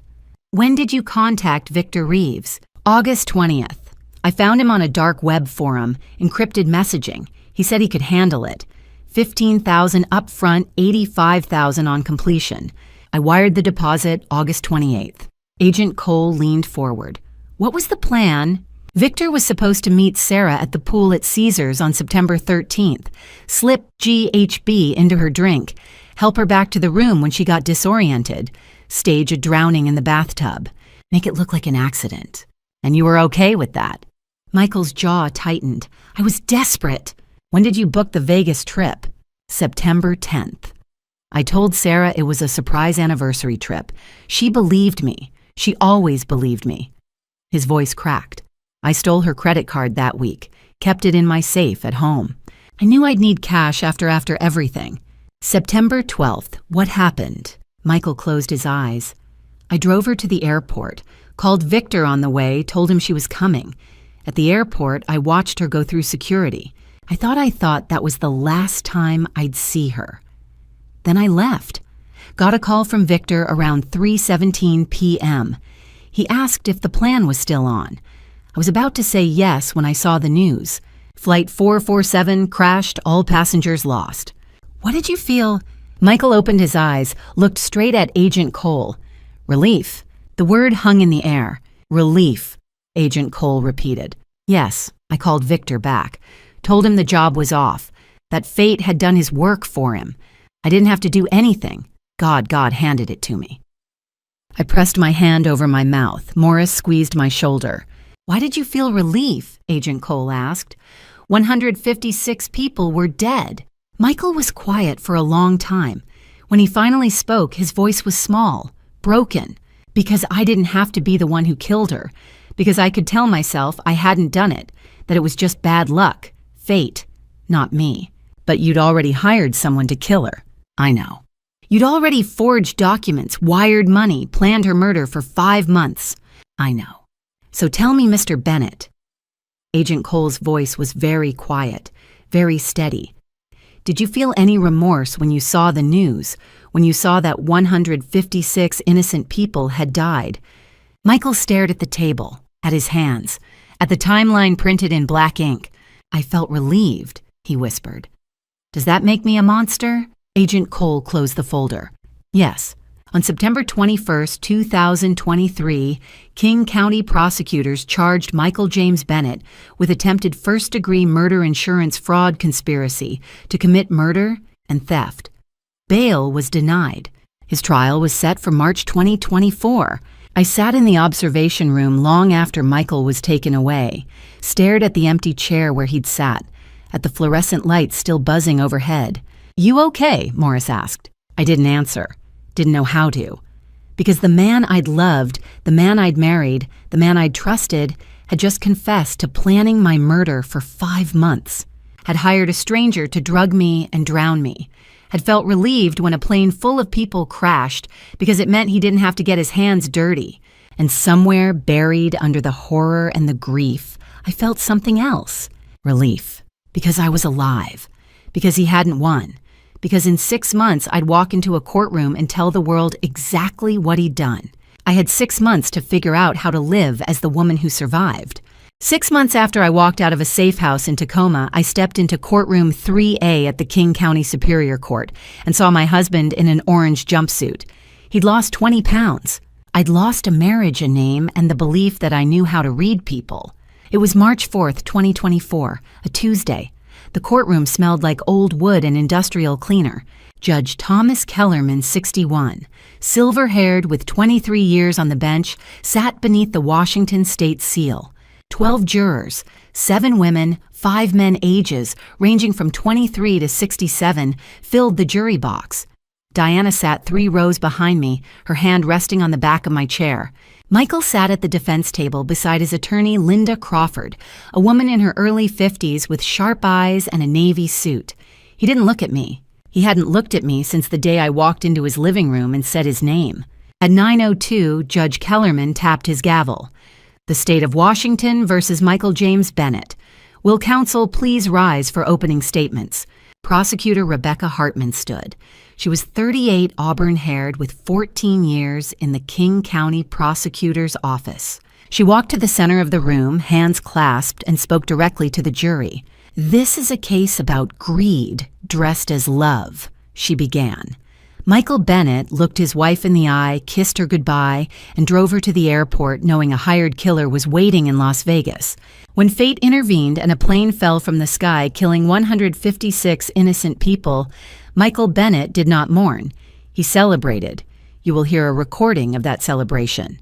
She paused. Let the silence settle. You will hear testimony from the man Michael paid $15,000 to drown his wife in a bathtub. You will see the forged life insurance policy worth $2 million. You will watch surveillance footage of Michael kissing his pregnant mistress hours after he believed his wife had died. And you will hear his own voice recorded without his knowledge saying the words, "Fate gave us a hand." Hartman turned, looked at Michael for 3 long seconds, then back at the jury. The defense will tell you Michael Bennett never hurt anyone. They're right. He hired someone else to do it. And when the job was done for him by a plane crash, he had nothing to do with he filed the insurance claim anyway. That, ladies and gentlemen, is attempted first-degree murder. That is conspiracy. That is fraud. And that is why we're here. She sat down. Linda Crawford rose. She was calm, measured, her voice softer than Hartman's, but no less confident. This is a case about a man who made terrible mistakes, but did not commit murder, she said. Michael Bennett never harmed his wife. The plane crash was a tragedy, but it was not caused by my client. Intent is not action. The law requires proof beyond a reasonable doubt that Michael Bennett attempted to kill Sarah Bennett. The evidence will show he did not. He made plans he never carried out. He hired a man he never allowed to act. And when that plane went down, my client had no control over it, no knowledge of it, and no responsibility for it. She gestured toward Michael. You will hear about his debts, his affair, his desperation. You will hear about a man who lost everything and made the worst choices of his life. But you will not hear evidence that he killed anyone, because he didn't. Crawford sat. The courtroom was silent. On March 5th, the prosecution called Victor Reeves. Victor was 41, muscular with a scar along his jawline and a dishonorable discharge from the Marines in 2009. He wore a gray suit provided by his public defender and spoke in a flat, rehearsed voice. I met Michael Bennett on August 20th, 2023 at a bar off the Strip in Vegas, he testified. He offered me $100,000 to kill his wife, $15,000 up front, $85,000 after the job. I took the contract. Hartman walked him through the plan GHB and Sarah's drink at a Caesars Palace pool party on September 13th, carry her back to the room as a Good Samaritan. Stage, a bathtub drowning. Victor described the phone call at 3:17 p.m. on September 12th. Michael said, "Job's off, she's dead. Plane went down, fate did your work." He was laughing. On March 6th, FBI agent Marcus Cole took the stand. He was methodical. He walked the jury through Exhibit A, the forged secure life insurance application, dated March 15th, showing a signature mismatch in the loop of the B. Exhibit B, Michael's Google search history. How long does GHB stay in system? Accidental death insurance payout time. Cayman Islands extradition laws. Exhibit C, surveillance footage from September 13th, 11:52 p.m. Michael and Vanessa on the couch, champagne glasses, Michael kissing her pregnant belly. Then Hartman played the audio. Michael's voice clear and unmistakable. Fate gave us a hand. She's gone. We're free. The courtroom went silent. One juror, a woman in her 50s, covered her mouth. Hartman asked Agent Cole, did the defendant express any remorse for the 156 people who died on Flight 447? Cole shook his head. No, ma'am. He said he felt relieved. On March 8th, Prosecutor Hartman called my name. The state calls Sarah Bennett. I stood, walked down the aisle. Diana squeezed my hand as I passed. I placed my palm on the Bible, swore to tell the truth, the whole truth, and nothing but the truth. I sat in the witness chair. The room was silent. I looked at Michael. He stared at the table. I had waited 6 months to tell this story. But when I opened my mouth, every word I'd prepared disappeared. Judge Kellerman asked if I needed a moment. I shook my head. I'd waited 6 months for this. I wasn't going to waste it. Prosecutor Rebecca Hartman stood and walked toward the witness stand. Her voice was gentle, almost conversational. Mrs. Bennett, can you tell the jury a little about yourself? I took a breath. I'm 31. I teach English at Lincoln High School in Seattle. I've been married to Michael for 8 years. We got married on October 3rd, 2015 at Golden Gardens Park. Do you have children? No. My voice cracked. We tried. I had 3 miscarriages, 2017, 2019, and 2021. The last one was 6 weeks before my parents died. Hartman let the silence sit. A few jurors looked down. Can you tell us about your parents? They were driving home from a weekend in Cannon Beach on March 17, 2021. A semi crossed the median on Highway 101. They died instantly. I swallowed. They left me $3.8 million from a life insurance policy through my father's union. The money was deposited into our joint account in April 2021. Who managed that money? Michael. He was a financial advisor at Mercer Financial Group. He had a Series 65 license. I trusted him. Hartman paused. Mrs. Bennett, are you aware that Michael's license was revoked in August 2022? The courtroom went still. I looked at Michael. He didn't move. No, I said. I didn't know that until 2 weeks ago when Agent Cole told me. Hartman walked to the prosecution table and picked up a document. Your Honor, I'd like to enter Exhibit F notice of revocation from the Washington State Department of Financial Institutions dated August 9, 2022, citing excessive trading to generate commissions also known as churning. Objection, Crawford said. Relevance. Goes to motive and credibility, Your Honor, Hartman replied. Overruled. Exhibit F is admitted. Hartman handed me the document. My hands shook. Did Michael ever tell you he lost his license? No. He said he quit to pursue cryptocurrency full-time. He said we'd be rich by the end of the year. And were you? No. He lost $280,000 of my inheritance by May 2023. A murmur ran through the gallery. Judge Kellerman tapped his gavel once. Hartman continued, Mrs. Bennett, did you notice any changes in Michael's behavior in 2022 and 2023? Yes. He started taking phone calls in the garage. He'd close the laptop whenever I walked into the room. He snapped at me more. He stopped sleeping in our bed in January 2023. He said it was because of my snoring, but I don't snore. Did you ever ask to see the investment statements? Twice. Once in November 2022, once in March 2023. Both times he said, I've got it handled, don't worry. I wanted to believe him. Hartman's voice softened. Why did you want to believe him? I looked at the jury. Because I loved him. Because I'd lost my parents and 3 babies and I didn't want to lose my marriage too. My voice broke. Hartman handed me a tissue. I wiped my eyes. One of the jurors, a woman in her 40s, was crying too. Mrs. Bennett. Hartman said, if Michael had asked you for money, would you have given it to him? Yes, all of it. It was our money. I would have given him every cent if he'd just asked. I looked at Michael. He was staring at the table. But he didn't want to ask. He wanted me gone. Hartman nodded. No further questions, Your Honor. Linda Crawford stood. She was calm, professional, almost kind. Mrs. Bennett, I'm sorry for your losses, she began. I want to be respectful of your grief, but I have to ask some difficult questions. I understand. You said you loved your husband. Did your husband love you? I hesitated. I thought he did, but you don't know for certain. I know he hired someone to kill me. I know he celebrated when he thought I was dead. Objection, Crawford said, non-responsive. Sustained, Kellerman said. Mrs. Bennett, please answer only the question asked.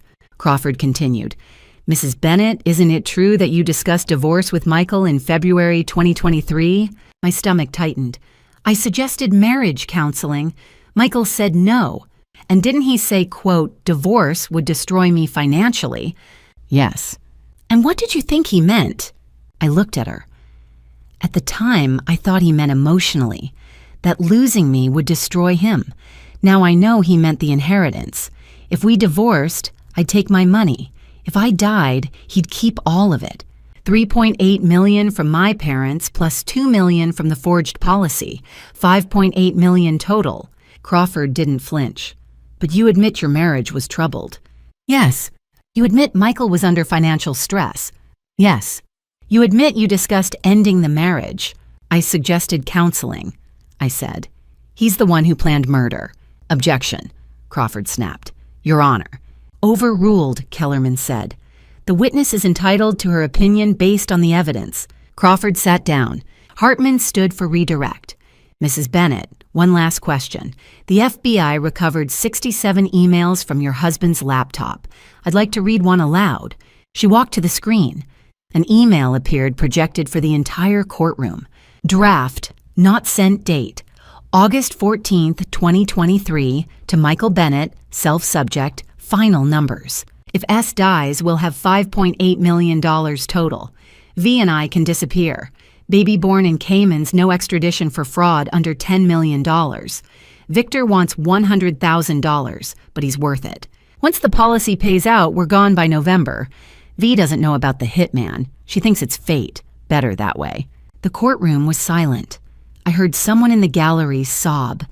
I turned and saw a woman in her 50s holding a photo of a young man, one of the families from Flight 447. Hartman turned to the jury. These emails were recovered by the FBI Cyber Division from Mr. Bennett's deleted folders. He wrote them to himself. He never sent them, but he kept them. She looked at me. Mrs. Bennett, did you know your husband kept a detailed record of his plan to kill you? No, I whispered. Thank you. No further questions. The defense rested on March 15th. Closing arguments were scheduled for March 18th. I didn't sleep for 3 nights. I kept dreaming about the plane falling into the water 156 faces I'd never met. And then I'd wake up and remember I survived because a TSA officer trusted her instincts. The closing arguments began at 9 a.m. on March 18th. Prosecutor Rebecca Hartman stood in the center of the courtroom, hands folded, voice steady. She didn't raise it once. Michael Bennett had a plan, she said. Hire a killer, send his wife to her death, collect $5.8 million. When the plane went down, he didn't grieve. He adapted. He saw 156 deaths as his alibi. He filed the insurance claim 4 days later. He kissed his pregnant mistress and said, "Fate gave us a hand." Ladies and gentlemen, that is not grief. That is not shock. That is celebration. She walked to the jury box. The defense will tell you Michael never touched his wife. They're right. He paid someone else $15,000 to do it. The defense will tell you he didn't cause the plane crash. They're right. He just used it. He exploited 156 deaths to cover his tracks. That is attempted first-degree murder. That is conspiracy. That is fraud. And that is why you must find him guilty on all counts. She sat down. Linda Crawford rose. She was calm, her voice softer, almost sympathetic. Michael Bennett is a liar and a cheat, she began. He had an affair. He mismanaged his wife's inheritance. He made plans he should never have made. But he is not a murderer. He never touched Sarah Bennett. He did not cause that plane to fall from the sky. Intent is not action. The prosecution has shown you emails, recordings, plans, but they have not shown you a single moment where Michael Bennett physically harmed his wife, because it didn't happen. She paused. Victor Reeves never acted. The plane crash was a mechanical failure investigated by the NTSB.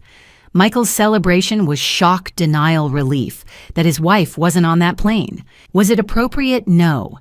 Was it evidence of murder? Also no, you must find reasonable doubt, because a man's life depends on it. She sat. The jury deliberated for 12 days. I didn't leave Seattle. I stayed in a hotel near the courthouse waiting. Diana brought me coffee every morning. Officer Jen Mitchell texted me every night, hang in there. Justice takes time. On April 2nd at 9:37 a.m., my phone buzzed. A text from the court clerk verdict reached. Be in courtroom by 10:30. I arrived at 10:15. The gallery was packed media victims' families from Flight 447, Diana Officer Mitchell. Michael sat at the defense table in his orange jumpsuit. He didn't look at me. At 10:47, Judge Kellerman entered. We rose. He sat. We sat. As the jury reached a verdict, the foreperson stood. Her name was Ruth Martinez, a 62-year-old retired teacher from Tacoma. She held a single sheet of paper. We have your honor. On count 1, attempted murder in the first degree. How do you find? Ruth looked at Michael. We, the jury, find the defendant, Michael James Bennett, guilty. The courtroom erupted. Judge Kellerman banged his gavel. I felt Diana's hand on my shoulder. I couldn't breathe. On count 2, conspiracy to commit murder. How do you find? Guilty. On count 3 insurance fraud, guilty. On count 4 theft in the first degree, guilty. On count 5 wire fraud, guilty. Michael's head dropped. Crawford placed a hand on his arm. He shook it off. Judge Kellerman thanked the jury and set sentencing for April 15th. I walked out of the courthouse into blinding sunlight. Reporters shouted questions. I didn't answer. Officer Mitchell hugged me. Diana cried. I felt hollow. Sentencing was 2 weeks later. The courtroom was quieter this time. Fewer reporters. Michael sat in the same orange jumpsuit. He'd lost more weight. His hands shook. Judge Kellerman asked if anyone wished to make a victim impact statement. I stood. I walked to the podium in the center of the room. I didn't look at Michael. I looked at the judge. Your Honor, my name is Sarah Bennett. I'm 31 years old. I teach English at Lincoln High School. I have 3 students who want to be writers. I have a friend who texts me every morning to make sure I'm still alive. I have a TSA officer who saved my life because she trusted her instincts. I paused. My voice was steady. Michael didn't just try to kill me. He tried to erase me. He wanted my money, my life insurance, my parents' memory, all of it gone, so he could start over with someone else. And when 156 people died, he didn't mourn. He celebrated. He saw their deaths as a gift. I looked at the gallery. A woman in her 50s held a photo of a young man. I recognized her from the trial Carla Donovan, mother of Flight 447. Victim Daniel Donovan, age 24. Every day I live, I honor the 156 people who didn't get a second chance. I will not let Michael erase me. I will not let him erase them. I sat down. Judge Kellerman removed his glasses. He looked at Michael for a long time.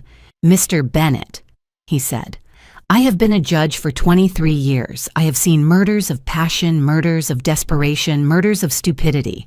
But I have never seen a man celebrate the deaths of 156 innocent people because he saw them as his alibi. You will spend the rest of your life learning their names. He put his glasses back on. On count 1, attempted murder. In the first degree, I sentence you to 20 years. On count 2, conspiracy, I sentence you to 15 years to run consecutively. On counts 3, 4, and 5, I sentence you to 10 years to run concurrently. Total sentence 45 years in the custody of the Washington State Department of Corrections. You will be eligible for parole when you are 81 years old. Bailiff, remove the defendant. Michael was led away.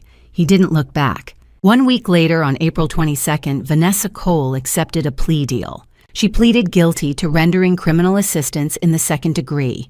She was sentenced to 18 months in the SeaTac Federal Detention Center minimum security, followed by 3 years of probation. She was also ordered to pay $50,000 in restitution to me. Her son, Marcus, born on November 17, 2023, was placed in the custody of her mother, Linda Cole, until Vanessa's release. I watched the sentencing on a live stream from my apartment. Vanessa cried. She said she didn't know about the hitman, didn't know about the insurance fraud, didn't know Michael had planned to kill me. The judge didn't believe her. Neither did I. I walked out of the King County Superior Court on April 2, 2024 at 11:32 a.m. The sun was bright. Reporters shouted questions I didn't answer. Officer Jen Mitchell hugged me on the courthouse steps. Diana squeezed my hand. But I didn't feel like I'd won. I felt like I'd survived. Again. The first month after the trial, I didn't leave my apartment. I'd moved out of the house Michael and I shared. I couldn't sleep in the bed where he'd planned my murder. I couldn't walk past the kitchen table where he'd handed me those tickets. So I rented a 1-bedroom in Fremont 5th floor with a view of the Ship Canal and no memories. Diana brought groceries. Officer Jen Mitchell texted every morning, "You okay?" I wasn't. But I answered yes. On May 3rd, Diana drove me to my first therapy appointment. Dr. Angela Ross's office was on Capitol Hill above a coffee shop that smelled like cinnamon and espresso. She was 48 with gray-streaked hair and kind eyes that reminded me of Judge Kellerman's. She didn't ask me to relive anything. She asked me what I needed. I need to stop dreaming about drowning, I said. She nodded. Let's start there. The dreams were always the same. I'm in a bathtub at Caesar's Palace. Victor Reeves is standing over me, holding my head under the water. I thrash, scream, but no sound comes out. The water tastes like chlorine and champagne. Michael is watching from the doorway, smiling. I wake up gasping. Dr. Ross called it PTSD, post-traumatic stress disorder. She said it was normal for survivors of attempted murder. She said the dreams would fade, but I had to process the trauma first. She taught me breathing exercises. She taught me grounding techniques. 5 things I can see, 4 I can touch, 3 I can hear. It helped, a little. But the airport panic was worse. In June, I tried to fly to Portland to visit my aunt. I made it through security. I made it to the gate. But when they called for boarding, I couldn't move. My chest tightened. My vision blurred. A flight attendant asked if I was okay. I said yes. I lied. I walked back through the terminal and took a Greyhound bus instead. Dr. Ross said that was okay. You're not ready yet, and that's fine. Healing isn't linear. On June 12th, I had my breakthrough. I'd been seeing Dr. Ross twice a week for 6 weeks. We'd talked about Michael, the trial, Victor, Vanessa, the 67 emails, but I hadn't talked about the 156. I keep thinking, I said, that if I'd gotten on that plane, maybe it wouldn't have crashed. Dr. Ross tilted her head. Why? Because my weight would have been different. The balance would have been different. Maybe the engine wouldn't have failed. Maybe those 156 people would still be alive. I started crying. I couldn't stop. Dr. Ross handed me a tissue. She waited until I could breathe again. Sarah, she said, you are not responsible for an engine failure. You are not responsible for Michael's choices. You are responsible for trusting your instincts. You survived because you listened to the warning signs. That's not guilt. That's wisdom. I cried harder, but this time it felt like relief. In July, I joined a support group. Crime Survivors Northwest met every Thursday night at the Fremont Community Center. There were usually 8 to 12 people in the circle. A facilitator doctor. Mark Stevens, a clinical psychologist in his 50s, opened each session with the same line, "This is a space where your story matters." I didn't speak for the first 3 weeks. I just listened. Claire Martinez, 42, survived domestic violence. Her ex-husband broke her ribs and told the police she fell down the stairs. She left him after he threatened their daughter. David Walsh, 39, survived a workplace shooting. He was in the break room when a fired co-worker walked in with a gun. 4 people died. David hid in a storage closet for 2 hours. On the 4th week, Dr. Stevens asked if anyone else wanted to share. I raised my hand. "My name is Sarah," I said. "My husband tried to kill me. He hired a hitman to drown me in a bathtub. But I didn't get on the plane he expected me to die near. And then the plane crashed, killing 156 people. And he celebrated." The room was silent. Then Claire reached over and squeezed my hand. "You're here," she said. "That's what matters." I started writing in June. At first, it was just journal entries, memories, fragments. The way Michael used to kiss my forehead. The way his voice changed when he lied. The way Officer Jen Mitchell looked at me and said, "Ma'am, I need you to come with me." By July, I had 50 pages. By August, I had 200. I called it the Manifest a Survivor's Story. Dr. Ross said writing was part of my healing. If you write it, you own it. He doesn't own your story anymore. On September 1st, I sent the manuscript to a literary agent named Rachel Turner. She ran a small agency in New York. She responded in 2 days. "Sarah, I stayed up all night reading this. It's one of the most powerful memoirs I've ever seen. Let me make some calls." 3 publishers bid. On September 10th, HarperCollins offered me a 2-book deal, the memoir plus a guide for trauma survivors. The advance was $150,000. I called Diana. I called Dr. Ross. I called Officer Jen Mitchell. Jen cried. Jen and I had coffee once a month. She'd retired from the TSA in September after 19 years. She said she couldn't walk through that checkpoint anymore without thinking of me. "I almost let you through," she said, stirring her latte. We were at a Starbucks in Queen Anne near her apartment. If Michael had been quieter, if I'd looked away for 5 seconds, you'd be gone. "But I'm not," I said. She nodded. "Because I trusted my gut, and you trusted yours." We clinked our coffee cups together. Diana never left. She texted me every morning. She brought me soup when I couldn't eat. She sat with me on the couch and watched bad reality TV when I couldn't talk. She never asked me to be okay. She just let me be. On September 11th, she came over with Thai food and a bottle of wine. "You're not supposed to drink on therapy meds," I said. "One glass won't kill you," she said, "and you have something to celebrate." We toasted the book deal. We toasted survival. We toasted friendship. And then I checked my email. From Flight 447, Families Alliance. Subject 1-year memorial. September 12th, 2025. Date September 11th, 2024. Dear Ms. Bennett, we are organizing a memorial service at SeaTac Airport on September 12th, 2025 to honor the 156 lives lost on Pacific Airways Flight 447. We would be honored if you would speak. Your story is part of theirs. Sincerely, Carla Donovan, Chair. I stared at the screen. Diana leaned over. "What is it?" "They want me to go back," I said, "to the airport on the anniversary. I hadn't been back to SeaTac since the day I didn't die. I couldn't get out of the car. We'd driven to SeaTac at 7 a.m. Diana behind the wheel officer Jen Mitchell in the passenger seat, me in the back. The airport parking garage looked the same as it had a year ago. Level 3, Section B. The same concrete pillars, the same yellow lines. I sat in the back seat staring at the elevator doors and my chest tightened. "I can't do this," I said. Jen turned around. She was in civilian clothes now, jeans, a blazer, no TSA badge. She'd retired 2 weeks ago, but her eyes were the same. Steady, kind. "You can," she said. "Those families need to see you. They need to know their loved ones' deaths weren't ignored. You're proof that someone tried to use this tragedy, and justice caught him." Diana reached back and squeezed my hand. "We'll be right beside you." I took a breath, opened the door, walked toward the elevator. The memorial was at Gate C7. Pacific Airways had closed the gate for the day. TSA had set up a security bypass so families didn't have to go through screening.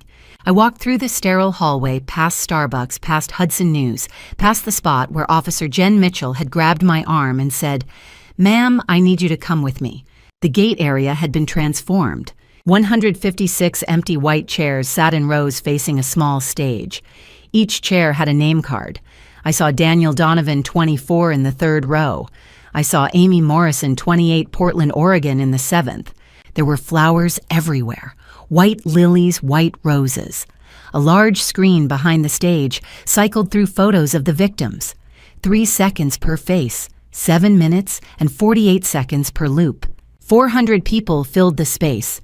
Families, friends, airline employees in black suits, media in the back with cameras. Carla Donovan, chair of the Flight 447 Families Alliance, stood at the podium. She was the woman I'd seen in court holding Daniel's photo. She wore a black dress and a silver pin shaped like an airplane. "Thank you all for being here," she said. Her voice was steady, but her hands shook. 1 year ago today at 10:42 a.m. Pacific Airways Flight 447 fell from the sky. 156 people, our parents, children, siblings, friends, were taken from us. We gather here not to relive the tragedy, but to remember the lives. She paused, looked at the screen as a young man's face appeared. Her son. Daniel was 24. He was flying to Las Vegas for his best friend's bachelor party. He loved basketball, terrible puns, and his dog Rocket. He called me every Sunday. I will never hear his voice again. Her voice broke. She stepped back. The room was silent except for quiet crying. At 10:15, the CEO of Pacific Airways took the podium. Richard Hayes was 58, gray-haired, visibly shaken. He cleared his throat. "On behalf of Pacific Airways, I want to say what should have been said a year ago. Without legal hesitation, I am sorry.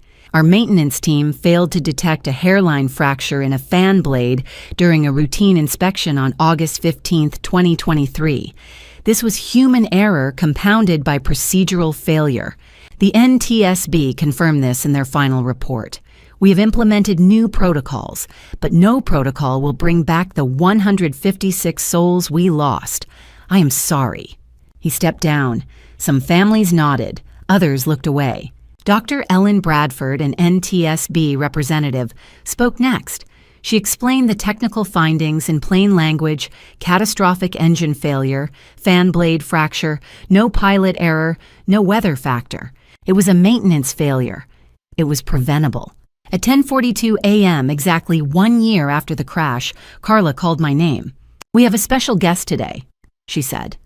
Sarah Bennett was supposed to be on Flight 447. Because of the actions of a TSA officer and her own courage, she survived. But her survival came at a cost. Her husband attempted to murder her and planned to use this tragedy as his alibi. "Sarah, would you like to say a few words?" I walked to the podium. My legs felt like water. I looked at the faces in the crowd, mothers, fathers, children holding photos. I looked at the empty white chairs. I spoke. "My name is Sarah Bennett. 1 year ago, I was supposed to be on Flight 447. I had a boarding pass. I had a seat. I walked through security. But a TSA officer named Jennifer Mitchell heard my husband on a phone call and trusted her instincts. She pulled me aside. 2 hours later, the plane went down. I paused, looked at Jen. She was crying. I survived because someone listened. 156 people did not. And when my husband learned about the crash, he didn't grieve. He celebrated. He saw their deaths as proof he hadn't tried to kill me. He tried to erase me. And he tried to use your loved ones as his alibi." My voice cracked. I'm sorry. I'm sorry I wasn't on that plane. I'm sorry my name was on the manifest. I'm sorry my husband turned your tragedy into his opportunity. But I promise you, this I will spend the rest of my life living in a way that honors their memory. I will make sure the world knows their names, not his. I stepped back. The room was silent. Then someone started clapping. Then another. Then the whole room stood. I couldn't stop crying. After the ceremony, families came up to me. A man shook my hand. "My brother was on that flight. Thank you for speaking." An older woman hugged me. "My grandson, he was 6. Thank you." And then Kate Morrison approached. She was in her early 30s, blonde with red-rimmed eyes. She held a photo of a young woman with a bright smile. "My sister Amy was on that flight," she said. "She was a teacher. 28 years old. She was flying to Vegas for a friend's wedding." "I'm so sorry," I said. Kate looked at me for a long moment. "When I heard your husband celebrated the crash, I wanted him dead. I wanted to scream at you. I wanted to ask why you got to live and Amy didn't. I didn't know what to say. But then I watched your testimony," she said, "and I realized you didn't take Amy's seat. He tried to put you there. You're not the monster. He is." She hugged me. I held her and cried. That afternoon, I flew home. It was the first time I'd been on a plane since September 12, 2023. Jen sat beside me. The flight was only 30 minutes, a short regional hop from SeaTac to Pasco to visit Jen's sister, then back to Seattle the next day. When the engine started, my hands shook. Jen held one. Diana texted from the ground, "You've got this." The plane lifted. I closed my eyes. I didn't dream of drowning. I dreamed of empty white chairs. And when I opened my eyes, I was still alive. 2 months later, I received an email that changed everything. Again, 2 months after the memorial, my book launched. The Manifest, A Survivor's Story hit shelves on November 7th, 2024. By November 17th, it was number 3 on the New York Times nonfiction bestseller list. I'd sold 47,000 copies in the first week. Rachel Turner, my literary agent, called me at 6 a.m. the morning the list came out. "Sarah, you did it. You told your story, and people are listening." I cried. Not because of the sales, because for the first time in my life, I owned my narrative. Michael didn't. The insurance company didn't. The media didn't. I did. On November 12th, I flew to New York for Good Morning America. The host asked me the question I'd been asked 100 times. How did you survive a husband who wanted you dead? I looked into the camera. I survived because a TSA officer named Jennifer Mitchell trusted her instincts. I survived because I finally trusted mine. And I survived because I refused to let him erase me. The segment went viral. By that afternoon, the book was number 2. On November 15th, I did something I'd been planning since the trial ended. I launched the Trust Your Instincts Fund, a nonprofit dedicated to helping women escape financially abusive relationships. The fund offered 2 things: free financial literacy workshops and emergency grants, $500 to $5,000 for women who needed money to leave but had no access to their own accounts. I donated 50% of my book earnings, $300,000. Diana became the treasurer. Dr. Angela Ross joined the advisory board. We also brought on Linda Vasquez, a domestic violence advocate who'd been working in Seattle shelters for 20 years. You're doing what you needed when you were with Michael. Dr. Ross told me at our next session. You're giving women the tools to see the warning signs. That's powerful. I posted about the fund on social media. By the end of November, we'd received over $200,000 in public donations. Corporations started matching gifts.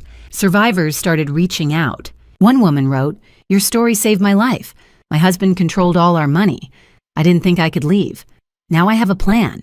I read that email 3 times, then I cried. On November 21st, I did a book signing at Elliott Bay Book Company in Seattle. I signed 214 books that night. Readers hugged me. Some cried. One woman handed me a photo of her sister, a victim of domestic homicide. "Thank you for speaking up," she said. Near the end of the line, a man approached. He was tall, late 30s, with kind eyes and a worn paperback copy of my book. "Hi," he said. "I'm James Ellis. I don't usually do this, but I wanted to say your book helped me understand something I've been struggling with." "What's that?" I asked. "My wife died 3 years ago. Car accident. I-90 drunk driver. I've been stuck ever since. But reading your story, how you survived and still chose to live it, reminded me that moving forward isn't betraying the past. It's honoring it."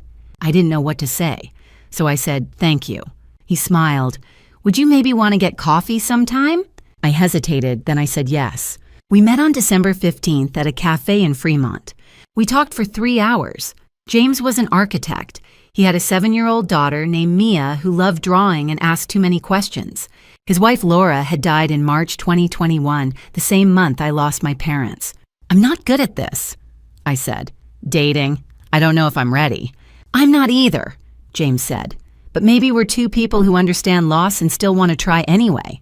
We went on a second date a week later. Christmas lights at Woodland Park Zoo. Mia came. She held my hand and asked, "Are you the lady from the plane?" "Yes," I said. "Did you get scared?" "Very. But you're okay now." I looked at James, then at Mia. "I'm getting there." On December 30th, I checked the fund's website. Public donations had reached $487,000. Combined with my initial $300,000, we had $787,000 in the bank. We'd already distributed 62 emergency grants. We'd hosted 4 financial literacy workshops. Over 300 women had signed up for the next session. I sat on my couch in my Fremont apartment and cried, not from grief, from gratitude. Diana texted, "You did this. You turned your nightmare into someone else's escape plan." I saved that text. On January 8th, 2025, I opened my email and saw a subject line that made my blood freeze. Michael Bennett, Cold Case Investigation. The sender was Detective Raymond Torres, Los Angeles County Sheriff's Department Cold Case Unit. The first line read, "Mrs. Bennett, I believe your ex-husband killed his first wife." I stared at the screen. My hands shook. Michael had been married before me. I knew that. He'd mentioned it once, an ex-wife named Jennifer. They'd divorced in 2011. He said it ended amicably. He said she'd moved to Arizona. The second line read, "Jennifer Hughes Bennett died on February 14th, 2011. Bathtub drowning, sleeping pills and wine, ruled accidental, life insurance payout $1.2 million. I reopened the case in October after your ex-husband's conviction. The patterns match.